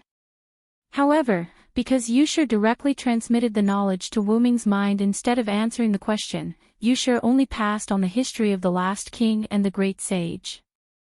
After the last king killed the last god-slayer of the previous generation, he fell into a deep sleep in the place where he killed the last god-slayer of the previous generation, which was Japan. Because it was a piece of history, Wuming didn't know who the last king was. He only saw the scene of him holding the sword of salvation and releasing the thunder of salvation. His figure was blocked by the lightning, so Wuming didn't see his figure clearly. However, Wuming always felt that there was a special power protecting him, so Wuming couldn't see his identity. The great sage, Heaven's Equal, was much easier to deal with. The great sage, Heaven's Equal, was sealed by the old monk, Susanu, Princess Glassy Eyes, and several other gods who lived in seclusion. They used a spell to target the great sage, Heaven's Equal. When the dragon snake appeared, the spell that trapped the great sage would weaken, and the great sage would be released. After the dragon snake was killed, the great sage would be forced back to the Western Heavenly Palace by the spell. Wuming guessed that the reason for this was to prevent the dragon snake from attracting the last king of the strongest steel. As everyone knew, steel and serpent were mortal enemies. Where there was serpent, there would be steel. Therefore, in order to prevent the last king from appearing, the great sage needed to eliminate the dragon and serpent. The reason why Wuming only said half of it was because there was too little information about the last king, so Wuming couldn't analyze the last king's weakness. Because of the lack of information, Wuming's warrior avatar has been unable to be activated. But, Wuming walked to the steps of the shrine. I will solve the problem of the great sage and the last king, Wuming said arrogantly. Wuming's words were full of confidence, which made several people who were a little uneasy at first feel relieved. Let's go back to sleep. After that, Wuming took the lead. Erika and the others looked at each other. Then, they smiled and followed soundless out of the shrine. The next day, airport. Wuming came here with Erika, Liliana, and Hui Na, waiting for someone's arrival. Wuming couldn't help but remember the content of Alice's call to him yesterday. Last night, Wuming returned to his room, and as soon as he lay down, the mobile phone specially prepared for Wuming rang. Because of Wuming's identity, the contacts on his mobile phone were basically the phone numbers of some high-level Magic Association members. This was to facilitate Wuming's actions in each area, although Wuming didn't need it. In addition to those, there were also the phone numbers of Erika, Liliana, Kotoin, Hui Na, Alice, Salvatore, and a few others. Of course, Wuming did not delete Salvatore's phone number, and he specifically marked, hang up. He picked up the phone and looked at the words, Princess Alice, written on it. By the way, this mobile phone was given to Wuming by Alice. She called it, I'm so busy that I can't contact you, so I specially prepared a mobile phone for you. Wuming picked up the phone and spoke immediately. How can our princess have time to call me? Wuming said calmly. Master Wuming, you are really good at joking. Just call me Alice. Although the attitude was very respectful, Wuming still heard a trace of slyness from her words. Well, take it as a return gift for the last time in your room, Wuming said with a sly smile. Although Alice looked like a well-behaved girl, Wuming knew that she had the potential to be a little witch in her bones. He could see it just by the fact that she had escaped from his house.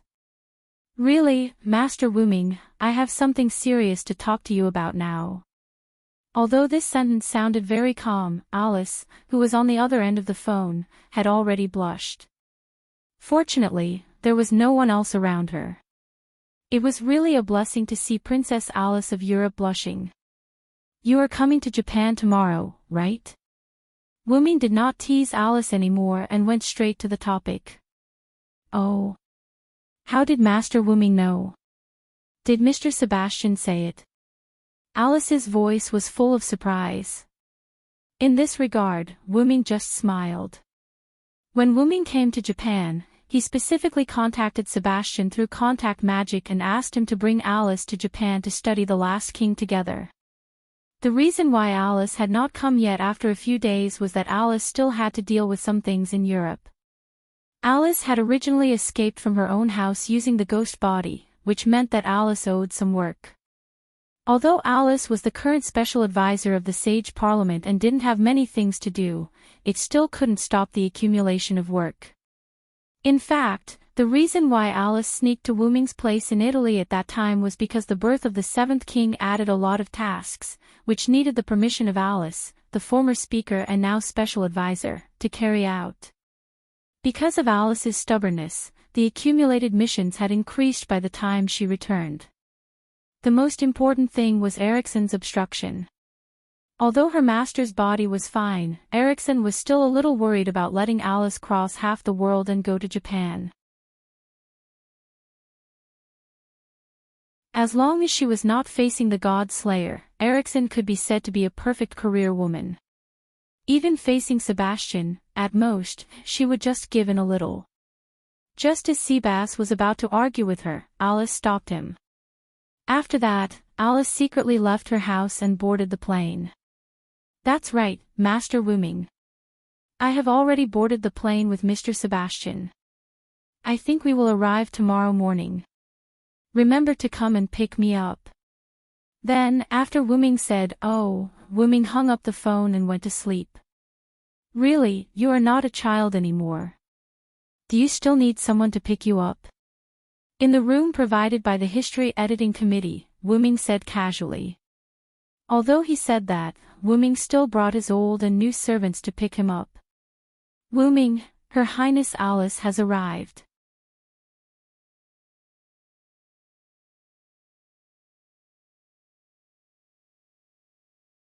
Chapter 201. Erica withdrew her gaze from the plane that had just landed outside the window. Wuming understood and stood up. Let's go and greet Her Royal Highness. Alice and Sebastian got off the plane and instantly saw Wuming and others who had been waiting for a long time. Thank you for your hard work, Sebastian. Wuming nodded to Sebastian. You are too kind, Master Wuming.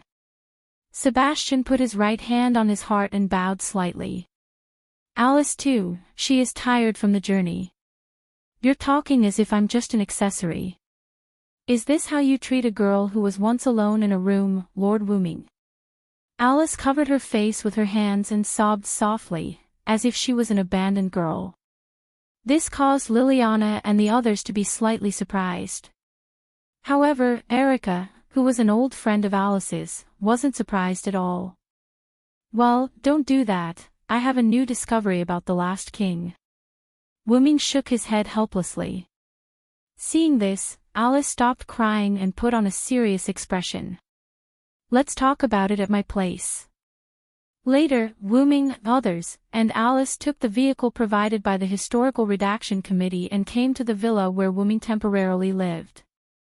In the conference room of the villa, Sebastian stood behind Wuming, Alice sat opposite Wuming, listening to Wuming's explanation, while Erica and others listened quietly.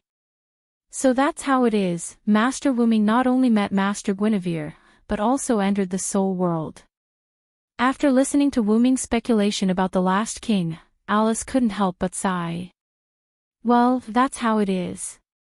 Although that Susanuki-zun really pissed me off. Wuming said somewhat uninterestedly. Alice said after she organized her thoughts.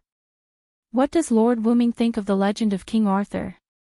When Alice asked this question, Erica and the others were all puzzled. After all, there was a high probability that Wuming was the knight who was incarnated from the legendary dragon, Vilo Serenthod. It was like asking a chef what a spoon looks like. However, Wuming's answer was unexpected. If you're referring to a deeper understanding, I don't know much about the legend of King Arthur. After all, there were many gods in this world. A god might be the god of craftsmen in one divine system in Europe, and the god of fire in another divine system in Asia. But no matter what, the multiple names of the gods were related to each other. Therefore, even if Wuming was indeed the Vilo their answered, he dared not claim that he had a clear understanding of the legend of King Arthur. Actually, the legend of King Arthur is fictional. Fictional. Everyone, including Erica, was shocked. Wuming was a little puzzled. Although his identity was imposed by this world, it couldn't be said to be fictional. Then, as if thinking of something, Wuming looked at Alice. "Do you mean that the legend of King Arthur is based on me?" Alice smiled and nodded. As expected of Lord Wuming. "That's right, that's the truth." Then, looking at everyone's dumbfounded expression, Alice continued. "Lord Wuming has met Guinevere. I believe your memory and hers should have been recovered. However, from what you said just now, it seems that your memory is not fully recovered." Wuming just nodded at the mention of recovering his memory. Because there had been cases of gods of disobedience who had lost their memory, the sage council seemed to treat Wuming, who didn't look like a god of disobedience, as a god of disobedience who had lost his ancient memory. In fact, it wasn't wrong. When Wuming came to this world, he did know that he was the god of disobedience, but he didn't know what his divine name was. It wasn't until the battle with Warban that he learned that he was the Vilo their answered. However, now that he thought about it, it seemed that the Yura Kyenryong and their answered were also Wuming's divine identity. After all, this was a world where the gods had multiple divine names. Then again, being treated as someone who had lost his ancient memory also saved Wuming the trouble of explaining. Otherwise, it would be troublesome. Lord Guinevere, the divine ancestor, actually existed a long time ago. On the way to find the last king, Lord Guinevere met Lord Vilo. Everyone looked at Wuming. Later, because she fell in love with Lord Vilo, but because she still shouldered the burden of finding the last king, Lord Guinevere had to fabricate the legend of King Arthur. Gods have multiple identities, and if you have enough means, you can pull them out of the myth. According to legend, the last king is the strongest steel, who will appear at the end of the world, that is, when there are too many god-slayers, the last king will appear. Combined with the story of King Arthur, everyone understood at once. In other words, Guinevere's original purpose was to create a myth similar to the last king, so as to summon the last king? Erica said with some disbelief. "That's right." Alice nodded. "Then what does this have to do with Wuming, Sama?" Liliana asked. "Of course, it has something to do with it." Alice looked at Wuming again. Because she fell in love with Lord Vilo, Guinevere unconsciously put Lord Vilo into the legend of King Arthur when she created the myth. In the end, the myth of King Arthur has been widely recognized by the world, and Guinevere, who realized the problem, added another identity to the King Arthur myth. That is King Arthur's strongest knight, Vilo their answered. Wanli Gu Yoli said. Yes, but it still doesn't change that King Arthur was created based on Lord Wuming, but because Lord Guinevere was killed before the summoning ritual began, this method was not used. When Lord Guinevere was reincarnated, she had already discovered that the legend of King Arthur had been modified by humans in later generations, and it was no longer the legend of the last king, so Lord Guinevere gave up this method. However, this method created Lord Wuming, right? Qingqiu Courtyard's Hui Na smiled slightly. That's right. Alice continued, and everyone looked at Wuming. The current legend of King Arthur clearly shows how similar King Arthur and his strongest knight are. King Arthur is said to be the incarnation of the Red Dragon, and the Vilo is the legendary knight transformed from the dragon. King Arthur has an unparalleled sacred sword of stars, and the Vilo also has a sacred sword of meteor. The Knights of the Round Table worship and admire King Arthur and the Vilo the most.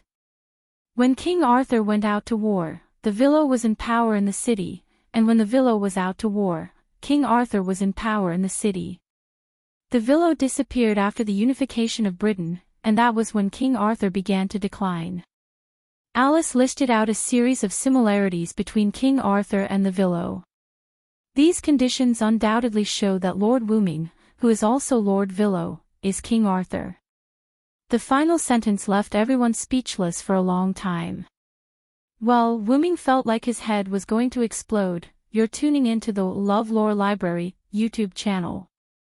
We're so grateful for your support, and don't forget to subscribe to join us on this incredible journey through captivating stories. Your generosity through donations truly makes a world of difference, as it's the primary source of revenue that allows me to expand and enhance this channel for you. Thank you from the bottom of my heart for being a part of this adventure.